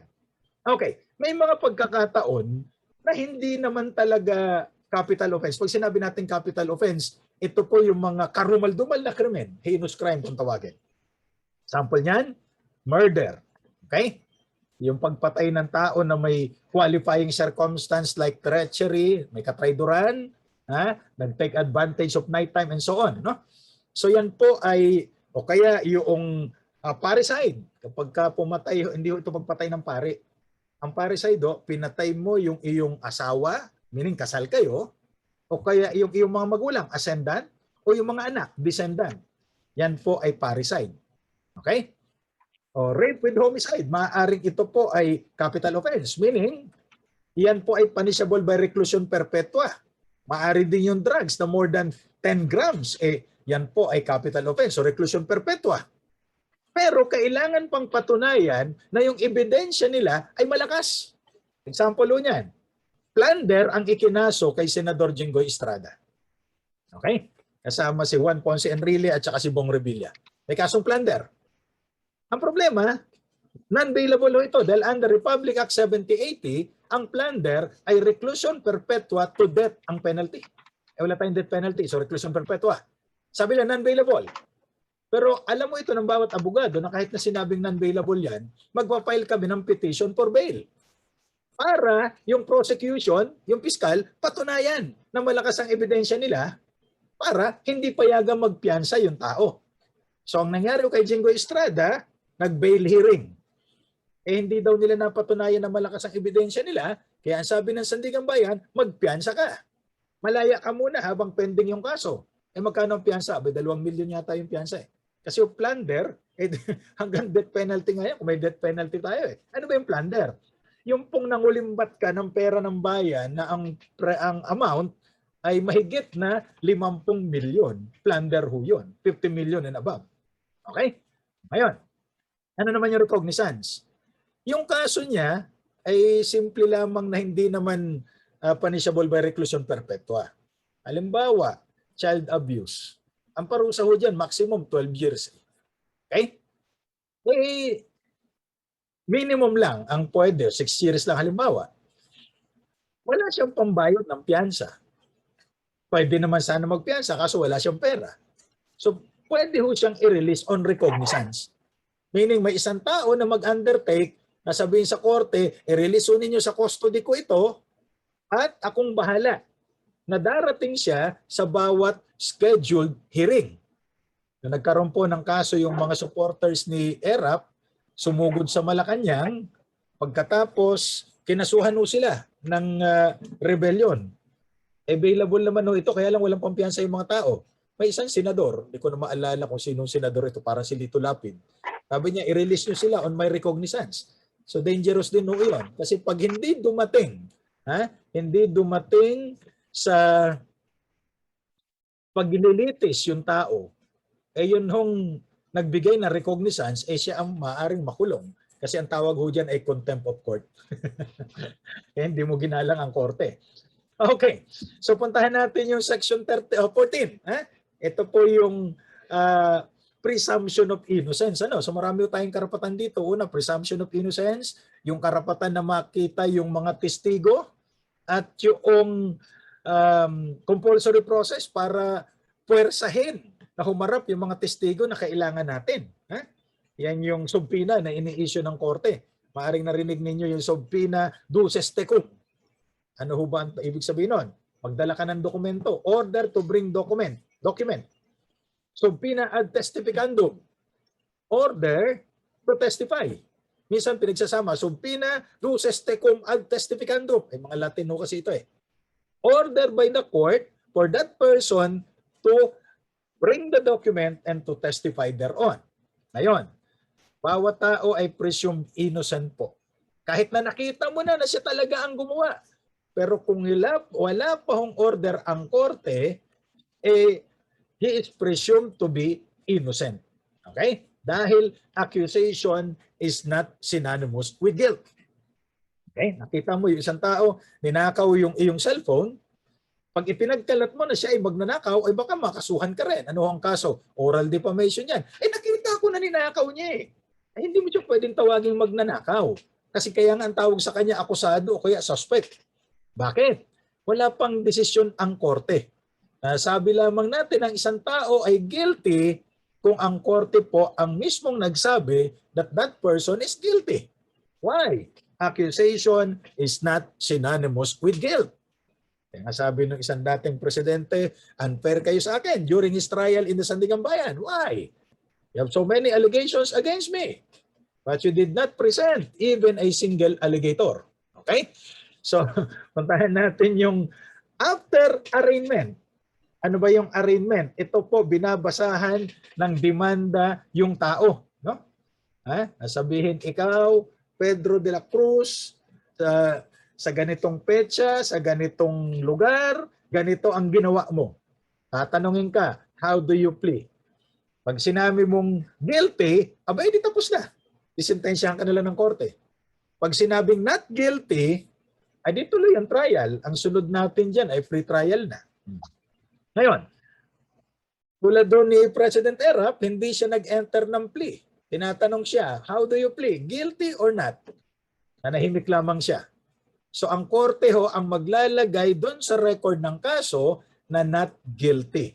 Why? There is that presumption of innocence. So matapos ho yung hearing na yan, matapos yung arraignment na binasa na yung demanda doon sa tao, sa lingwahe na mauunawaan niya, ay di tuloy na po yung paglilitis. May tinatawagong trial in absentia. Kasi na-inform naman siya, pero hindi siya dumating. At hindi justified yung kanyang absence, itutuloy ang trial. pero hindi ho ginagawa sa ating sistema yan. Bihirang-bihira yan. Ang ginagawa ho ng judge, may nakascheduled hearing, hindi dumating yung akusado. Pwedeng kanselahin ni judge yung piyansa. Kasi nag-jump bail. Yun ang tinatawag na nag-jump bail. Ano? Di siya dumating, nakapiyansa siya, so kanselado yung piyansa. I-issue siya ng warrant of arrest at makukulong siya. Tanong, pwede pa ba siyang magpiyansa uli? Pwede, pero depende na sa korte kung papayagan siya magpiyansa considering the history na nag-jump bail siya. Okay? Or, kung payagan man siya magpiyansa, ang sabi ng Korte Suprema, mas mahal na ang amount of bail. Kasi there is the danger na siya ay flight risk. Maaari siyang tumakas na naman. So taasan na natin. Pero altogether, hindi pwedeng i-deny absolutely yung kanyang right to post bail. Okay?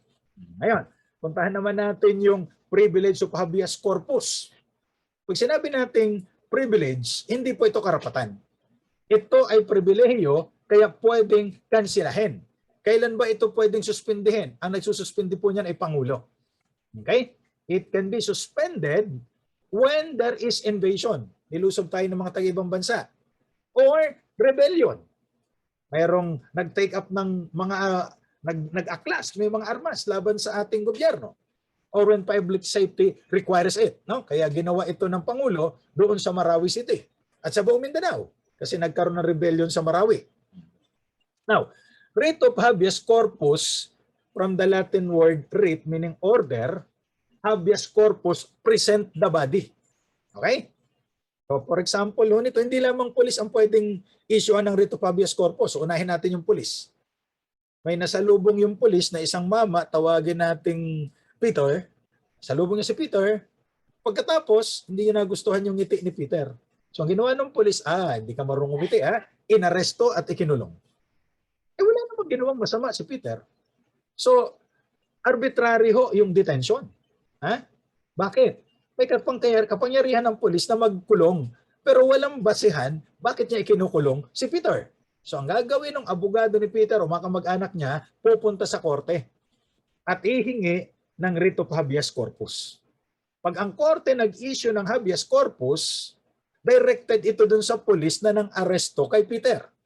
At ang sabi doon sa habeas corpus, hoy, ikaw mamang pulis, magpunta ka sa korteng ito sa ganitong oras, sa ganitong petsa, at dalhin mo ang buhay na katawan. Kasi baka mamaya patay na eh. Dalhin mo ang buhay na katawan. Bring the living body of Peter and explain why you are detaining him. Ba't mo siya kinukulong? Ay dinala ni pulis si Peter. At ang sabi niya, Your Honor, meron po kaming warrant of arrest. Ay tapos ang writ of habeas corpus. Ay sabi ng pulis, wala ko kaming warrant, pero hindi ko lang nagustuhan yung ngiti niya. Ang gagawin ng korte, i-order na i-release ka agad yan. Immediately. Kasi constitutional right to yung right to liberty. Okay? Ito po ba applicable din sa mga private individuals? Opo. Applicable ito. Halimbawa, mayroong isang babae, no? Tawagin natin Maria. Yung boyfriend niya, ayaw niyang pauwiin. Kasi gusto niya mag-cuddle pa sila. Ang problema, hinahanap na nung misis niya, yung boyfriend ni Maria. Patay tayo dyan. Okay? So ang gagawin ng misis, ng boyfriend ni Maria, ay pupunta sa korte at manghihingi ng writ of habeas corpus para utusan itong si Maria na dalhin ang living body of the boyfriend and explain bakit ayaw niyang pauwiin. Sasabihin niya, pati ba naman pagpintig ng puso, panghimasukan niyo pa? Okay? So ito po ay garantiya na walang sino man ang pwedeng makulong nang hindi kakasuhan. Kaya isa ito doon sa mga inirereklamo doon sa anti-terrorism law. Okay? Dahil wala tayong masyadong oras, panoorin nyo na lang doon sa YouTube channel yung ating discussion on the anti-terrorism law. Bakit siya dapat ideklarang unconstitutional? Okay? Ngayon, sabi ng pulis, wala ho sa amin. Hindi namin alam kung nasaan si Peter.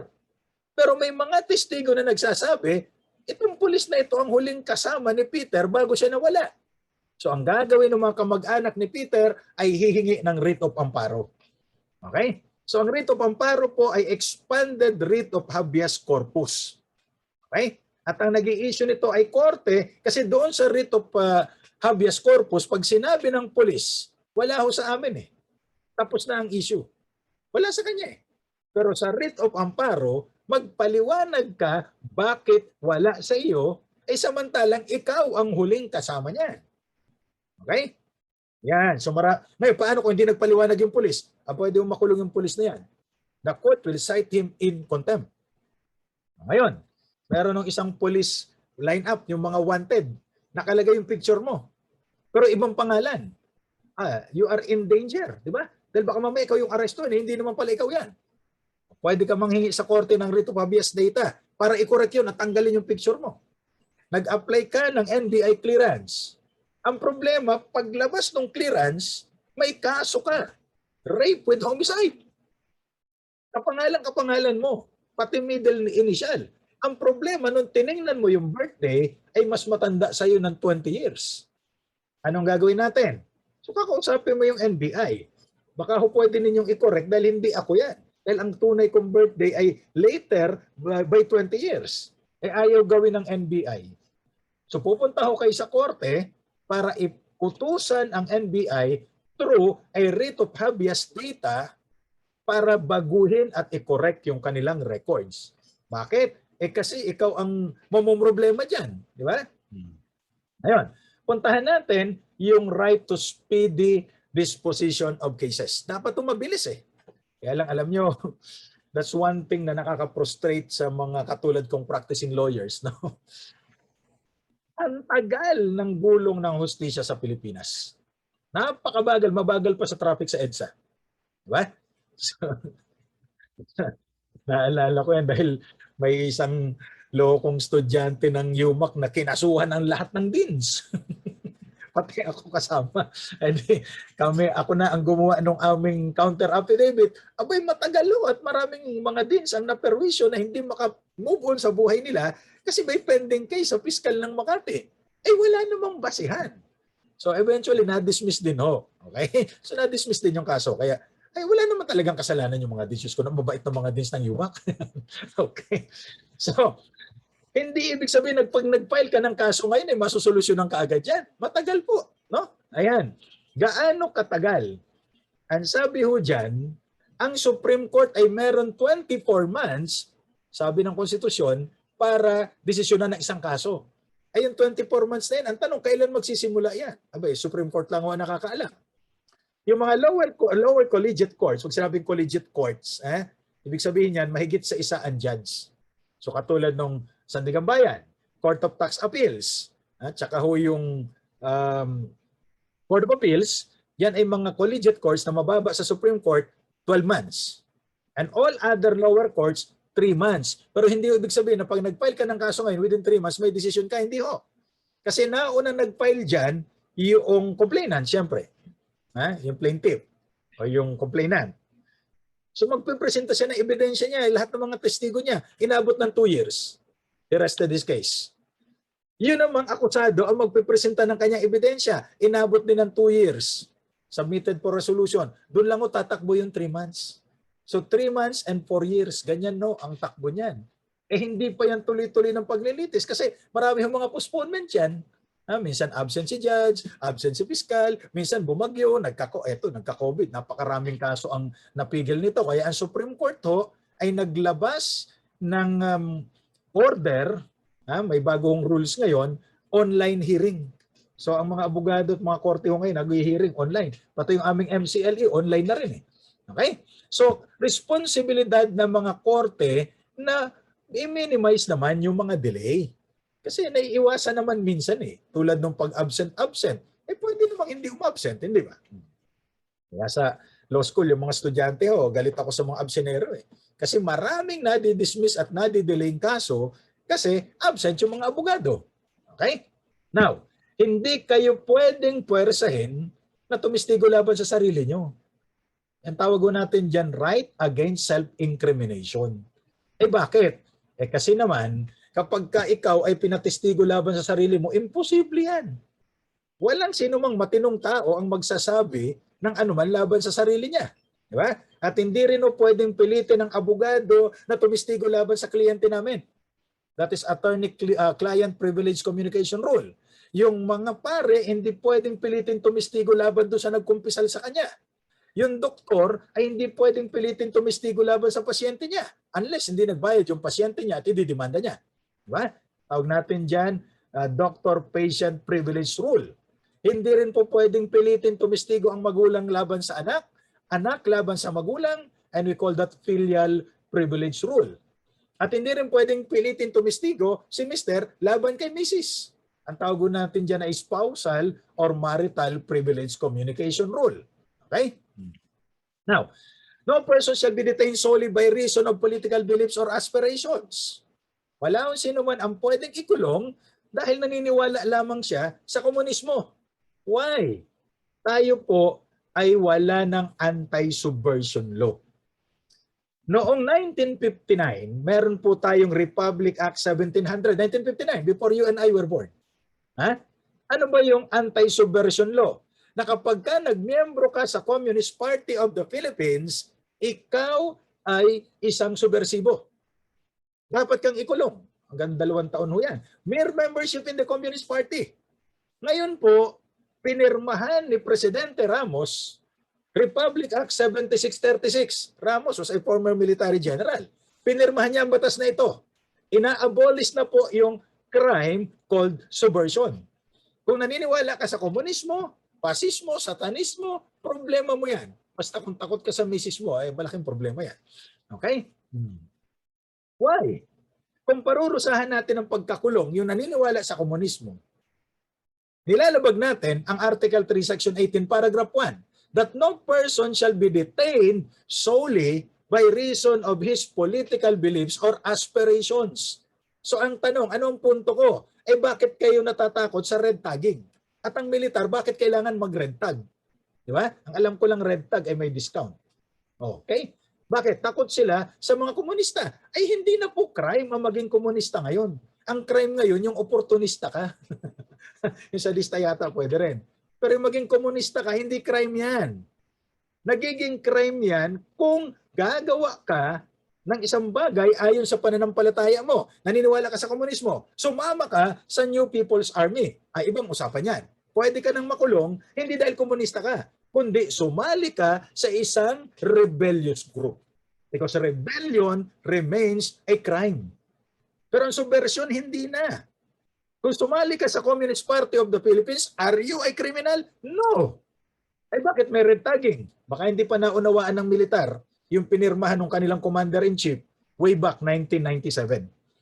Republic Act 7636. At ang pinagtataka ko lang sa ating mga kaibigang militar, mga kaibigang militar, ang problema, galit sila sa komunista pero hindi sila galit sa China. Ang China po ang nuno ng komunismo ngayon kasama ang North Korea.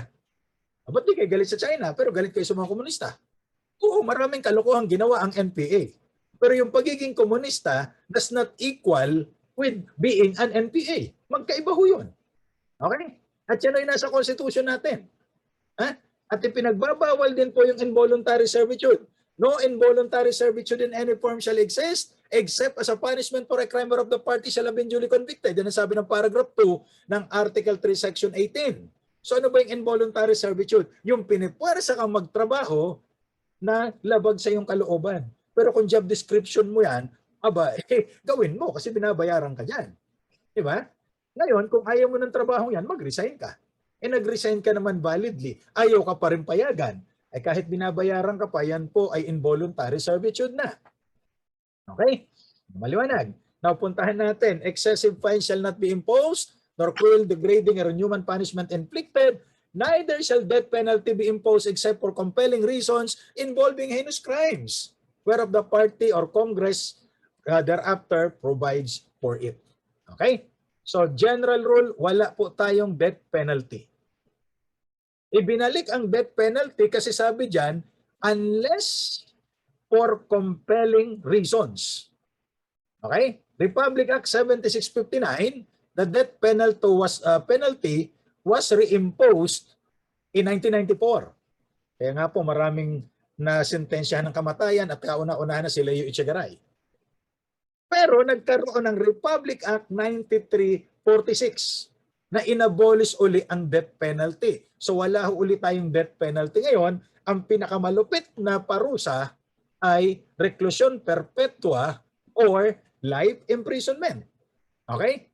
Ito po ang pero mas mahaba pa raw po sa reclusion perpetua or life imprisonment. Ano po 'yon? May range. Bakit? It is lifetime imprisonment. Okay, so ito po ang kaibahan ng life imprisonment sa reclusion perpetua. Ang life imprisonment ay sentensya ayon sa isang special penal law, batas na gawa ng Kongreso. Ang reclusion perpetua ay parusa ayon sa Revised Penal Code. Ang Revised Penal Code is a 1936 law na nakalista lahat ng crime and punishment. Ang tawag ng mga Espanyol, Kodigo Penal. Or the Revised Penal Code, ni-revise natin yung Kodigo Penal ng mga Espanyol. Okay. So, ang duration ng life imprisonment, indefinite. Pero ang reclusion perpetua, 20 to 40 years. So, pag nasentensyahan ka ng reclusion perpetua, expect that in 40 years, malaya ka na kasi no person can be imprisoned for more than 40 years. Pero pag life imprisonment, ibig ba sabihin ito, buong buhay ka nakakulong? Ay, hindi ho. Okay? Now, no accessory penalties. Ito namang sa reclusion perpetua, may accessory penalties. Ano mga accessory penalties? Kasama ho dyan yung forfeiture ng inyong office, etc. Perpetual disqualification from government service. Now, sa reclusion perpetua, pag nakulong na siya, after 30 years, eligible na siya for pardon. Pero walang ganon sa life imprisonment. Now, ang sabi ho ng Korte Suprema, particularly under Article 27 ng Revised Penal Code, bibigyan ng pardon ang isang prisoner na nakulong at least 30 years. Automatic ho yan. So kaya yung iba, sabi lang pagdating ng 70 years old, may automatic pardon. Hindi ho yung edad. Kundi kung nakulong sila at the age of 40, natural, pagdating nila ng 70, naka 30 years na, so may automatic pardon dapat sila. Not because they are 70, but because they have already served 30 years in prison. And no one can be sent in prison for more than 40 years. Yan po ang sinasabi ng Article 70 ng Revised Penal Code. So kahit na 7 life terms pa ang ibigay na sentensya, 40 years lang ang maximum niya. Kasi naalala ninyo itong si Mayor Sanchez, namatay na yata ito, no? Na sinentensyahan dahil doon sa kanyang kaso na rape with homicide, doble pa yata yun, yung mag-boyfriend, ano po, pinatay, ni-rape muna, sinentensyahan siya na 7 life terms. Ibig ba sabihin, pag namatay siya ngayon at nabuhay siya uli, ikukulong pa rin siya? Hindi po. Ibig sabihin, ng multiple sentences ay dinidisqualify lamang siya doon sa operation ng indeterminate sentence law. Ang indeterminate sentence law kasi, kapag ka napagsilbihan na nung prisoner, yung minimum ng kanyang term, at siya ay nagmatino sa loob ng kanyang preso o bilangguan, pwede ho siyang irekomenda sa presidente para mabigyan ng parol. Iba po yung pardon sa parol. Isang presidente dati tinatanong, Mr. President, what are you going to do with the parole system? Sabi niya, parol? I'll hang them during Christmas. Okay? So, wala na po tayong death penalty at ang abolition of death penalty ay retroactive. Ibig sabihin, lahat ng mga nasentensyahan ng death before Republic Act 9346 was enacted and became a law, ay pwede rin, hindi na po sila papatayin, kundi bibigyan na lamang sila ng sentensyang reclusion perpetua. Itong palaging itinatanong ng marami ngayon, nangungutang sa mga lending company online.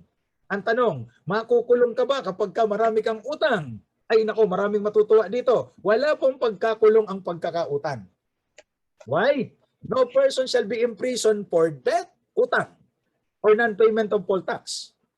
Kaya kung ayaw ninyong mamroblema, huwag kayong magpautang.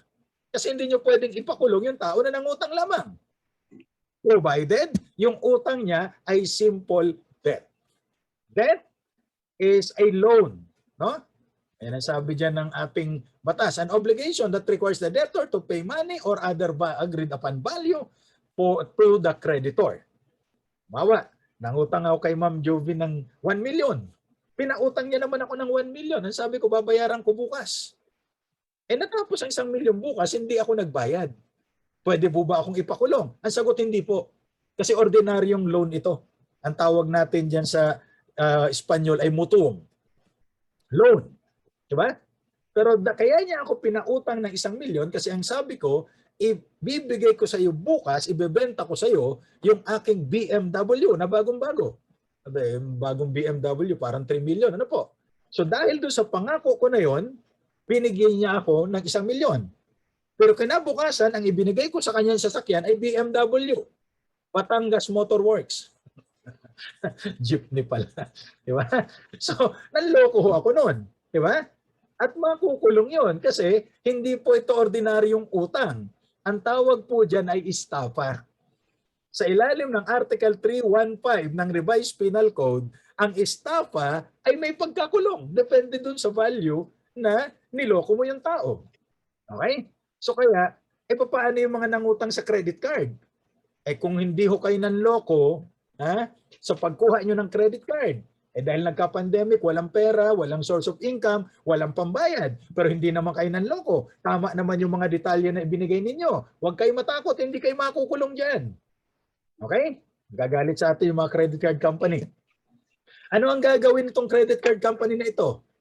Number one, peperwisyohin ka, tatawagan ka ng tatawagan. Pero tandaan niyo sa ilalim ng Republic Act 8484, yung Access Devices Regulation Act, hindi ka nila pwedeng singilin, tawagan, telepono, kung ano man, between 8 a.m. hanggang 10, pwede ka lang nilang singilin between 8 a.m. hanggang 10 p.m. Yun lang. Pag tumawag sila ng 7 o'clock in the morning o kaya 11 o'clock in the evening, pwede nyo silang kasuhan at makukulong yan. Hanggang 2 taon yan. Okay? So pangalawang pwedeng gawin nung inutangan ninyo, idemanda kayo, pero yan po ay civil case. Pag civil case, walang kulong. Kung ang utang ninyo ay 300,000 pababa at nasa Metro Manila, ang tawag yan small claims. So pupunta sa korte yan, magpapile ng small claims case, yung korte isusubpina yung may utang, pagkatapos pag-uusapin kayo. Wala ka talagang pambayad. So ang gagawin ng korte, hahanapin ang iyong property. Kung meron ng order na natalo ka, natural, matatalo ka kasi may pruweba silang nangutang ka eh. Diba? So ang gagawin ng korte, mag-i-issue ng court order at bibigyan ka ng writ of execution. Yung writ of execution, dala-dala ni sheriff, pupuntahan ka kung saan ka matatagpuan, sisingilin ka. Kung wala kang pambayad, hahanapin ng sheriff ang mga property mo, dadalhin sa korte at i-auction. Yung napagbentahan sa public auction, yun ang ipambabayad sa utang sa'yo. Pero kung makukulong, walang kulong kung yan ay simpleng utang tulad nung dinidescribe ko. Ngayon, may utang ka, nag-issue ka ng cheque, hindi pinondohan. Natural, makukulong. The fact na nag-issue kayo ng cheque at walang pondo yung cheque nyo, ang tawag dyan ay bouncing check. Pinaparusahan po ito ng pagkakulong, 1 month up to 1 year for every check that you issued without funding or insufficient funds. Kaya kung may checking account kayo, make sure na laging may laman pag nag-issue kayo ng cheque. Dahil the moment na nag-issue kayo ng cheque, regardless of your reason, pwede kayong makulong, although bihira naman po ang nakukulong sa Batas Pambansa Bilang 232 kasi sa experience ko dyan, normally, settlement lang yan. Okay? Kung walang settlement, ipapa-execute lang ng korte yan. Although kung marami na ho ang checking in-issue, chances are baka makulong. Pero may regulasyon no ang Korte Suprema na instead of imposing imprisonment, yung last paragraph dyan sa inyong screen ang ginagawa. Pagmumultahin na lang. Kasi kung ikukulong mo yung may utang na yan, lalong di makakabayad yan. Nag-issue ng cheque. Pag ikinulong mo, magkakagastos pa ang gobyerno, pakakainin pa ng gobyerno yan. Pagmultahin mo na lang. Magkano yung multa? Double the amount of the check but not more than 200,000 pesos for every check. Okay? Depende sa korte kung ano i-order.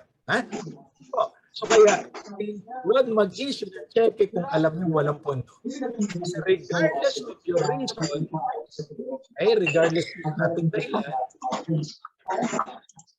makakasuhan mo kayo dyan sa paglabag sa BP 22. Okay? Ano naman yung poll tax? Ang poll tax po ay personal capitation tax. Wala na ho tayong sedula ngayon eh.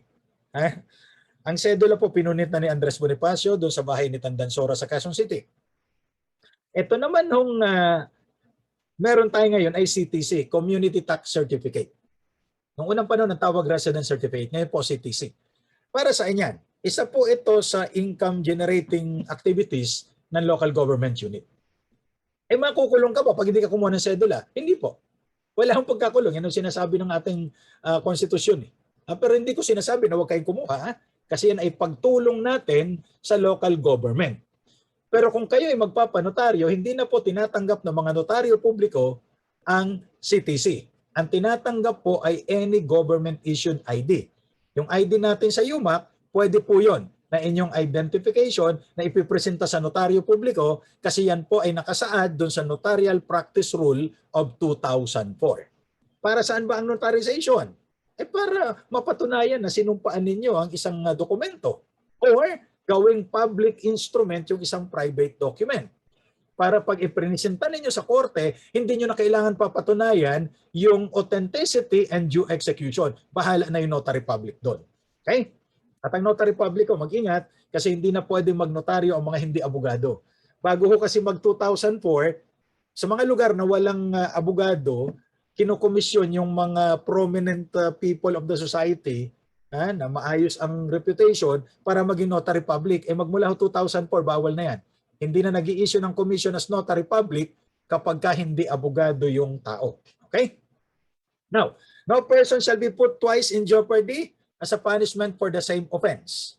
Okay, ano po ba yung double jeopardy? Jeopardy means peril or danger. Okay? So hindi ka ilalagay sa dalawang danger dahil sa isang ginawa mo. Halimbawa po, example dito sa second paragraph, if an act is punished by a law and an ordinance, conviction under or acquittal under either shall constitute a bar to another prosecution for the same act. Ganito. Under the Clean Air Act, bawal pong manigarilyo sa mga public places or public buildings.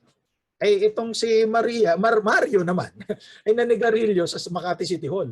May ordinansa pala ang Makati na pag nanigarilyo ka dito sa public places, public building, ay mumultahan ka ng 300 piso. Minultahan na siya ng city government na Makati. Hindi na po siya pwedeng kasuhan pa under the Clean Air Act. Kasi masasubject siya sa double jeopardy. Okay? So yan po ang napakasimpleng paliwanag ng double jeopardy. Although may mga komplikasyon yan kapag may mga actual cases na, criminal cases po yan. Now, ano naman yung ex post facto law? Ang ex post facto law po is a law from the Latin from after the action or after the facts. That is a law that operates retroactively or a law that increases the penalty. Okay? Ganito po yan.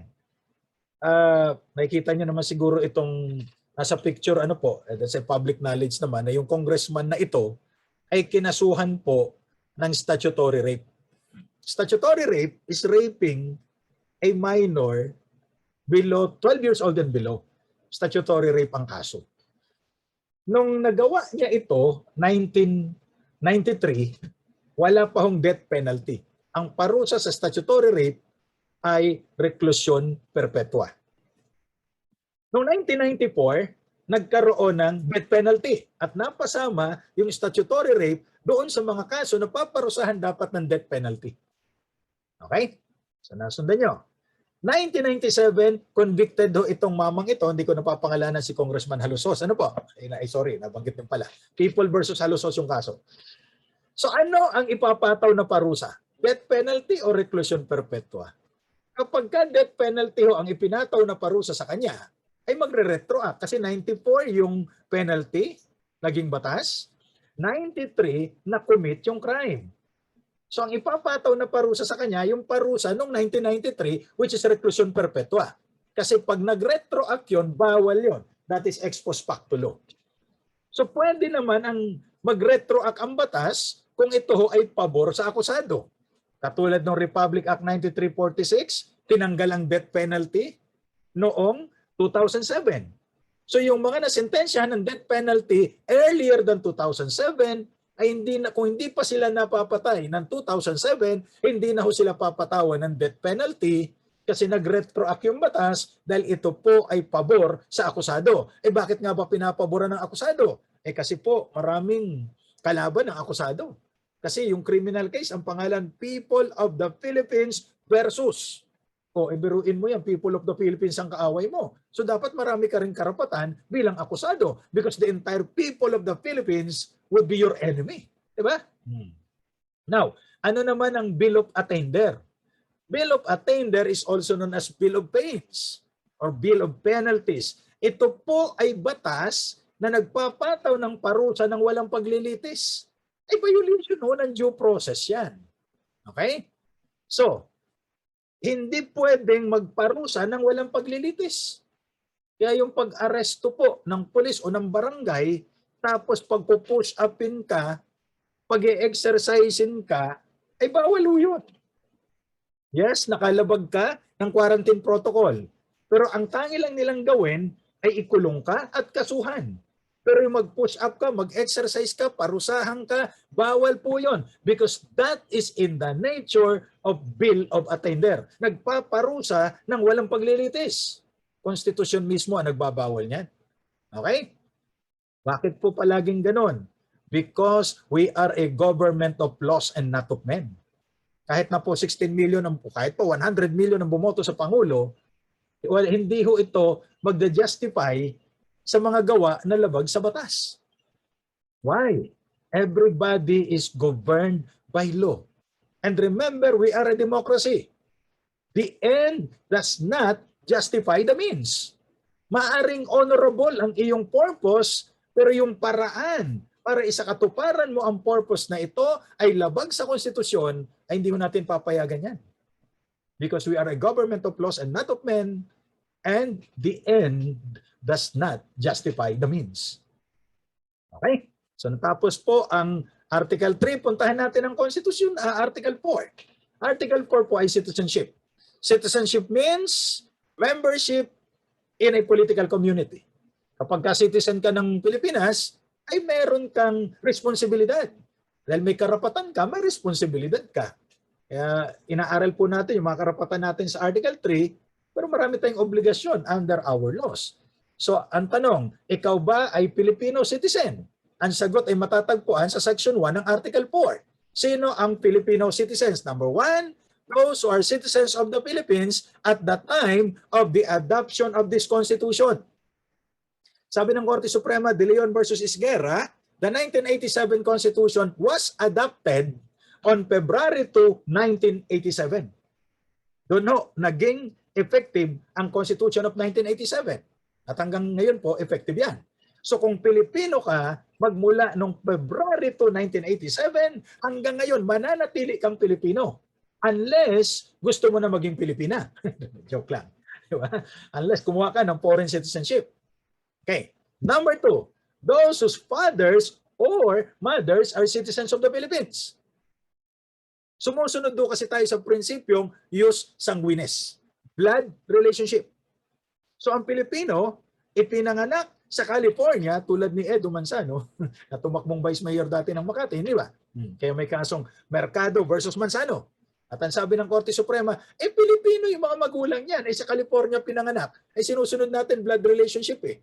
So kahit sa buwan ka pa ipinanganak, basta isa sa mga magulang mo ay Pilipino, mananatili kang Pilipino. Kaya nga maraming Pilipino at the same time citizens ng Amerika. Bakit?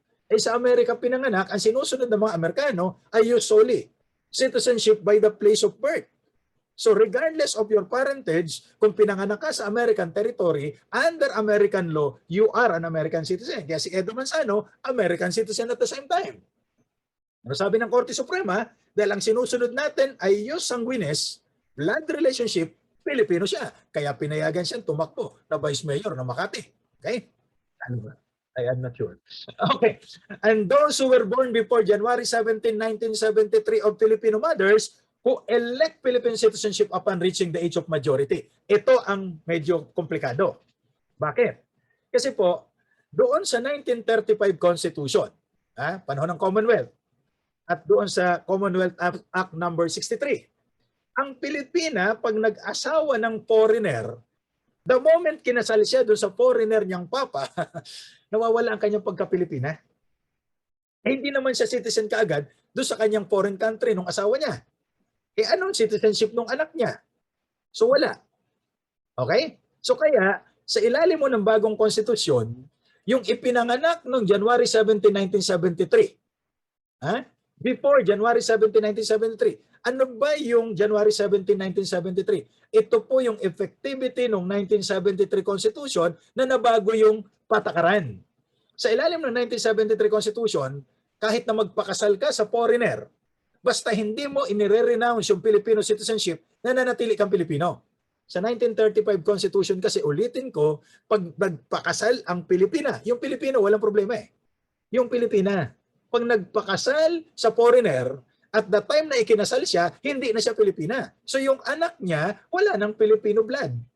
Kaya yung anak niya, kailangan mag-elect ng Philippine citizenship pag umabot sa age of majority. At that time, the age of majority was 21. Okay? So, kung ipinanganak ka, katulad ko, 1969 tayo pinanganak. So, nalaman niyo ang edad ko. So, 1969, at that time, ang governing constitution ay 1935 Constitution. So nagkataon na pinanganak yung bata 1969 at ang tatay niya ay foreigner, kasal yung nanay niya doon sa tatay niyang foreigner, kailangan niyang mag-elect ng Philippine citizenship kung gusto niya maging Pilipino. Dahil kung hindi siya mag-i-elect ng Philippine citizenship, ay hindi siya magiging Pilipino. Kasi nga, walang Philippine blood na mananalitay sa kanyang dugo dahil yung nanay niya hindi na Pilipina. Nung ipinanganak siya, dahil nagpakasal yung tatay niya, ay yung nanay niya sa tatay niya. At those who are naturalized in accordance with law. Okay? So, yan po ang mga Pilipino. Now, sino ang paano ba magkaroon ng citizenship? Citizenship by birth. Okay? So, dalawa ang prinsipyo na binabanggit natin, yung sanguinis, yan ang sinusunod natin. Blood relationship. Those whose fathers or mothers are citizens of the Philippines. Sa Amerika and some other countries in the world, usually sila. Pero ilan lang ho yan. Kasi kung saan ka pinanganak, yun ang citizenship mo. Now, you can be naturalized either by judicial process, pupunta ka sa korte, legislative process, congressional grant, or administrative process. So yan po yung naturalization. As compared to natural born. Sino ba ang natural born citizens of the Philippines? Those who do not have to perform any act to acquire or perfect their Philippine citizenship. Tanungin ko kayo ba ay may ginawa pa para lang masabi na Filipino citizen kayo? Kung wala, kayo ay natural born. Okay? At yung mga nag-elect ng Philippine citizenship, sa ilalim ng paragraph 3, those who were born before January 17, 1973 of Filipino mothers who elect Philippine citizenship upon reaching the age of majority ay natural born din. Okay? So, hindi Pilipino, pero gusto maging Pilipino. Aba, may proseso tayo. Judicial, mag-a-apply ka sa korte. Alam nyo, tayo may isa sa pinakamahigpit na citizenship requirement para sa naturalization. Kasi kailangan, under Commonwealth Act 473, dapat yung magpapanaturalize na Pilipino ay nanirahan sa Pilipinas na 10 taon. Sa ibang bansa, 5 taon lang pwede na, di ba? Sa atin, 10 taon. Okay? Kung yun naman, sa korte ho, ipinapail yan. Kung yun naman foreigner, ay dito pinanganak sa Pilipinas at nanatiling dito nakatira, pwede siyang magpa-naturalize, administratibo ang tawag, under Republic Act 9139, hindi niya na kailangan pang magpunta sa korte, mag-file na lamang siya ng application doon sa tawag dito, Special Committee on Naturalization. Sino ba yung Special Committee on Naturalization? Ang chairman po niyan, yung Solicitor General, ang mga members niya ay yung National Security Advisor at saka yung Secretary of Foreign Affairs. Okay? Ang requirement, foreigner, dito pinanganak at dito rin nakatira. Now, tulad nitong mamang ito, no, na dati naglaro doon sa Gilas, Pilipinas, yan si Andre Bloch. At saka isa pa, si Marcos Dautit. Hindi sila pwede maglaro sa Philippine team sa basketball kung hindi sila naturalize. Matagal yung administrative at saka administrative, hindi po pwede kasi hindi naman sila dito pinanganak. So ang ginawa ho, gumawa ng batas para gawin silang Pilipino. Pwede ho ba yun? Pwede yun. Legislative process ang tawag yan. Okay? Pagka yan ay nanumpa sila bilang Pilipino sa ating Immigration Bureau, Pilipino na sila. At makakapaglaro na. At naglaro nga ho sa ating team, talo naman. Okay. Tandaan po na ang citizen ay isang mamamayan sa demokratikong bansa. Kaya tayong lahat ay mga citizens kasi demokratiko daw ang Pilipinas eh. Pero pagka kayo ay mamamayan ng isang monarchical state, kayo po ay hindi citizen kundi subject.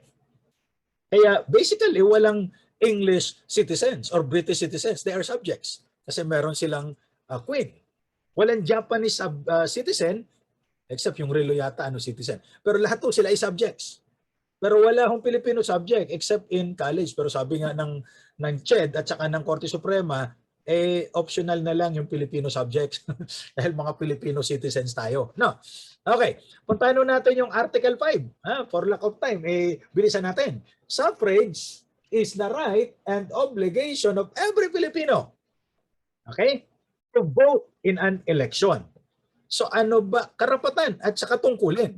Kaya walang nakukulong pag hindi bumoboto. Pero pag hindi kayo bumoto, you're not performing your obligation as a citizen. So ano ang scope ng suffrage? Election. Tayo po ay nag-election on the second Monday of May every 3 years. Yan po nakalagay sa Constitution. Second Monday of May every 3 years. Ang presidente, second Monday of May every 6 years. Pero yung mga local officials, yung kalahati ng Senado, 12 senators, every 3 years po yan. Okay? So election. Sa Japan daw, medyo matagal ang election kasi ang basa nila sa LR. So matagal ang election nila pero tayo every 3 years. Now, another scope of suffrage ay plebiscite. Plebisito. At nalilito ang mga tao sa referendum. Ano bang kaibahan? Pareho po iyan at tatanungin kayo ng yes or no. Ang sagot nyo, yes or no. Pag plebiscite, may kinalaman sa konstitusyon, may kinalaman sa sistema ng national government. Halimbawa, gusto nyo bang mag-shift tayo magmula sa presidential, unitary, papunta sa federalismo? Yan po ay plebiscite. Kasi mababago yung sistema ng ating gobyerno. Pero tinanong noong 1995, ang mga mamamayan ng Municipality of Makati, gusto nyo na ba ang Makati ay maging city? Yes or no? At nanalo ang yes, kaya naging city ang Municipality of Makati, yan po ay referendum. Kasi walang kinalaman sa konstitusyon, walang kinalaman sa national government structure. Yun lamang ang tanging kaibahan ng plebiscite sa referendum. Pag tungkol sa konstitusyon, sa national government, we call it plebiscite. Pag local governance, referendum. Walang kinalaman sa konstitusyon natin. Pero pareho pong yes or no ang sagot. Gusto nyo ba na ang konstitusyon ay mabago? Aba, ay plebiscito yan. Okay? Kasama din yung initiative. Ito, may gusto tayong batas pero ayaw aksyonan ng Kongreso, pwede ho tayong mangalap ng mga pirma. No? Ang sabi ng ating Article 17, 12% of the registered voters representing 3% in every legislative district.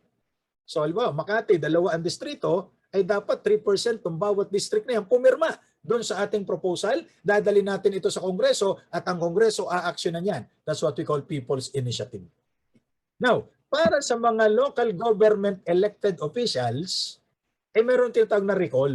Under Republic Act 7160 as amended. Ito yung local government code, hindi ba? As amended by Republic Act 9244. Ito ho, ang recall, for example, yung mayor, yung mga mayor na ganito, diba? Sa Caloocan, nung panahon ni Mayor Ray Malonzo, sinubject siya sa recall. Ano yung recall? Magkakaroon ng recall petition.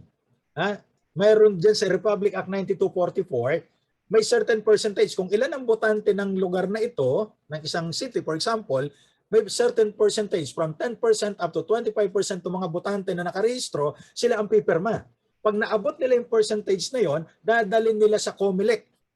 At sasabihin nila sa COMELEC, ito po, nagpe-petition kami for recall. At ito yung percentage na mga botante pumirma.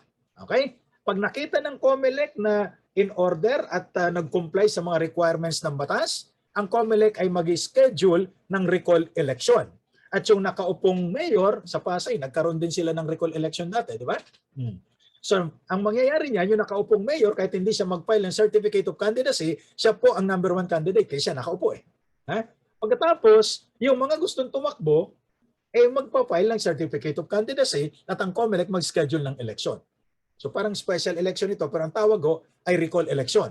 Now, sa ilalim ng Republic Act 7160 at 9244, ang recall election ay hindi pwedeng ganapin kung wala pang isang taon or during the first year of the term. Kasi kai-elect pa lang sa kanya, isang taon, tahimikin nyo naman. At hindi rin pwede magkaroon ng recall election kung less than 1 year na lang ang natitira sa term ng local government official na i-recall natin. So in effect, pwede lang i-recall ang mayor, vice mayor, governor, vice governor, o kung sino man on the second year of the 3-year term. Okay? So on the second year lang. Now, pag natalo si incumbent mayor, natanggal siya, no? Doon kasi sa Caloocan dati, nanalo rin si Ray Malonzo. Yung papalit sa kanya, tatapusin lang yung term. Ngayon, kung nanalo yung nakaupong mayor, ay tutuloy niya na yung term niya. So parang impeachment pero local application. Now, hindi lahat ng tao pwedeng bumoto. General rule, basta 18 years old and above, Filipino citizen, pwedeng bumoto. Wala tayong mga property requirement.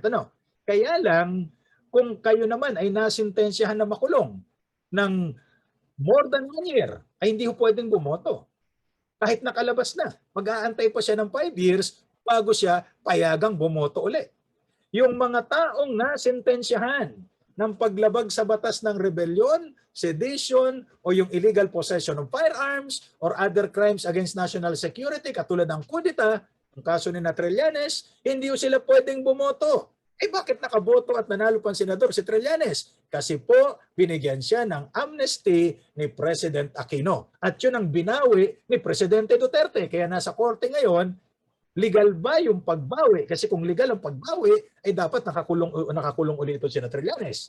Kasi nakalaya lamang sila dahil binigyan sila ng amnesty.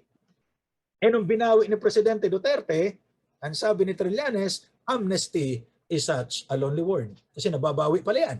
So ang usapin po ay nasa korte pa para malaman pwede ba itong bawiin ng presidente o hindi. So wala pa akong desisyon. Okay. Now, ito namang mga nasentensyang ito, after 5 years, pwede silang bumoto uli. Hindi rin po pwedeng bumoto ang mga incompetent o mga baliw na mga tao, ay wala akong kinalaman yung mga picture. Ayan. Insane or incompetent persons as declared by proper authority. Korte lang po ang nagsasabi. Okay? So ngayon puntahan natin yung Article 6. Pagod na ba kayo? Huwag kayong mapagod. Kasi para ito sa inyong kapakanan. Okay. We only have 4 minutes left. At alam nyo, nagkakaroon ng screen fatigue pag makatagal kayo nakatutok sa inyong screen. Legislative power is the power under the Constitution to make laws. Gumawa ng batas.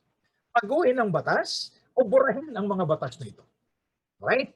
So nakalagay po yan sa Article 6. At ang legislative power natin ay nasa Kongreso. Pag sinabi natin Congress of the Philippines, ito po ay binubuo ng Senado at ng House of Representatives. Okay? So, dalawa ho ang chambers natin, but we only have 1 Congress. Sabi ng iba, Congress. Pero yan po ay Congress. 12, you have the House of Representatives and the Senate. Hindi natin po pwedeng tawaging upper house at saka lower house. Kaya po naging upper house ito kasi dun sa Kongreso ng Amerika na ginaya natin, ang Senado ay nandun sa second floor, kaya upper house. Yung House of Representatives nasa ground floor, kaya lower house. Sa atin ang ating Senado ay nasa Pasay. At yung House of Representatives nasa Quezon City. Parang mas mataas ang Quezon City kaysa sa Pasay. Kaya bihirang bumaha sa Quezon City. Okay. So ang Kongreso, ang sabi dyan, ay pwedeng gumawa ng batas kahit na provided hindi po ito against the Constitution at hindi po ito immoral na batas. Pwede bang gumawa ng batas ang Kongreso na magkakaroon na tayo ng diborsyo? Sabi ng iba, sana all. Pwede ho. Bagamat may mga kumukontra, nasa kapangyarihan ng Kongreso yan. Ngayon, kung yung batas na ginawa ng Kongreso ay hindi ayon sa saligang batas, trabaho ng Korte Suprema na ideklarang unconstitutional after a petition for the declaration of unconstitutionality. Now, puntahan natin ang Senado. There are 24 senators na sila po ay natural-born citizens of the Philippines. So alam niyo na kung sino ang natural-born, hindi ba? Sila po ay at least 35 years old. Ay, pwede na pala ako. At able to read and write. Eh, ba't pa kayo magsi-civil service exam? Ay, pwede naman pala yung able to read and write maging senador. Pambihirang buhay ito. Pagka ikaw ay hindi ka ma-permanent as administrative officer, samantalang yung senador, permanent siya for 6 years, able to read and write lang. Nasaan ang hustisya? Ano po? At a resident of the Philippines for at least 2 years before the election, at ang term of office ay 6 years, ito po ay pwedeng ma-re-elect for not more than 2 terms. So 12 years ang maximum ng isang senador. Okay? At yun namang House of Representatives ay hindi daw po lalagpas ng 250. Kaya lang yan po yung sinabi ng konstitusyon. Pero may kapangyarihan kasi ang Kongreso na mag-redistrict. Ang bawat distrito dapat may isang congressman. Ano po? So, elected sila by district at under the party list system. Okay? Ang party list, ipapaliwanag ko sa inyo later on. Sa atin pong ongoing Congress, there are 24 senators and 304 members of the House of Representatives at 20% ng 304 ay party list. So district representative, 80%, party list, 20%. Okay? So ang district representatives po ay elected from legislative districts. Okay? At ano ang qualification ng mga congressman? Natural-born citizens of the Philippines, at least 25 years old on the day of election, able to read and write. O pwede naman pala kayo maging congressman, ba't magsi-civil service exam pa kayo? Joke lang. A registered voter, kung district representative, kung saan distrito ka tatakbo, a resident of the Philippines for not less than 1 year before the day of election, at ang term of office ay 3 years with re-election for 3 terms. So, 9 years maximum. Pwedeng tumakbo ng 3 ulit. Now, yan yung district. Ganon din ang qualification ng party list. At ito ho, yung party list na itatayo natin para sa kapakanan ng mga lalaki. Union of Husbands Afraid of Their Wives. Now, ang party list ho, ang ibinoboto natin hindi yung tao, kundi yung party mismo. Okay? At yan po ay 20% ng mga congressman. Ito ho ang pinanggagalingan ng mga sektor ng party list. Labor, peasant, fisher folk, urban poor, etc. Kasama ho yung women, youth. Kita nyo, wala ang mga lalaki dyan. No? Kaya kailangan talaga natin ng isa pang party list para sa mga lalaki nga, yung uhaw. Ayan. Okay. Disqualified ang religious sector. Eh bakit nandyan yung SIBAC? Ano bang problema ng SIBAC? Ay JAL ho yun eh. Citizens Battle Against Corruption. Nandyan yung buhay. Anong problema ng buhay? Buhay, hayaang yumabong. Eh kay Mike Bilardi po yun eh. Ang sabi ng Korte Suprema, hindi yan religion. Charismatic groups yan. Okay. Bawal din po yung mga foreign organization, yung mga nag-a-advocate ng violence or unlawful means. O kaya yung mga organisasyon na tumatanggap ng mga donasyon from foreign government. Bawal ho yun. Okay? Akusasyon nila, yung bayan muna tumatanggap daw ng mga foreign donation, eh wala naman silang patunay. Remember, accusation is not synonymous with guilt. Ang ladlad, dinisqualify ng COMELEC dati kasi hindi naman daw ho sila underrepresented. Napakarami daw pong member ang ladlad, kahit nasa gobyerno, ayaw lang magladlad. Kaya ang ladlad ay qualified do. Kasi ito ay samahan ng LGBT community. Ang problema, para manalo kayo sa party list, kailangan makakuha kayo at least 2% of the votes for the party list. Okay? So 2%. Pag naka 4% kayo, ay di meron kayong 2 seats. Pag naka 6% kayo, 3 seats. Pero ang maximum lang niyan ay 3 seats lamang. Okay? For proportional representation.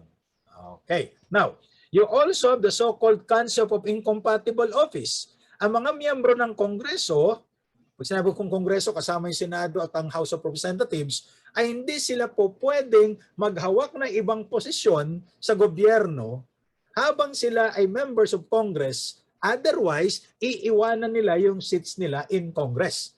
Yan o sumikat si Mar Rojas, di ba? Mar Rojas was first elected as congressman from Capiz.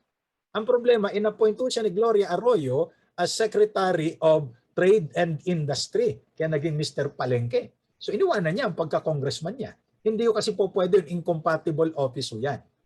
At yun namang konsepto ng forbidden office. Ang isang senador o congressman, hindi siya pwedeng gumawa ng bagong opisina na kung saan siya ang mauupo or i-increase niya yung mga benepisyo at sweldo ng isang posisyon na later on balak niyan siya ang maupo doon.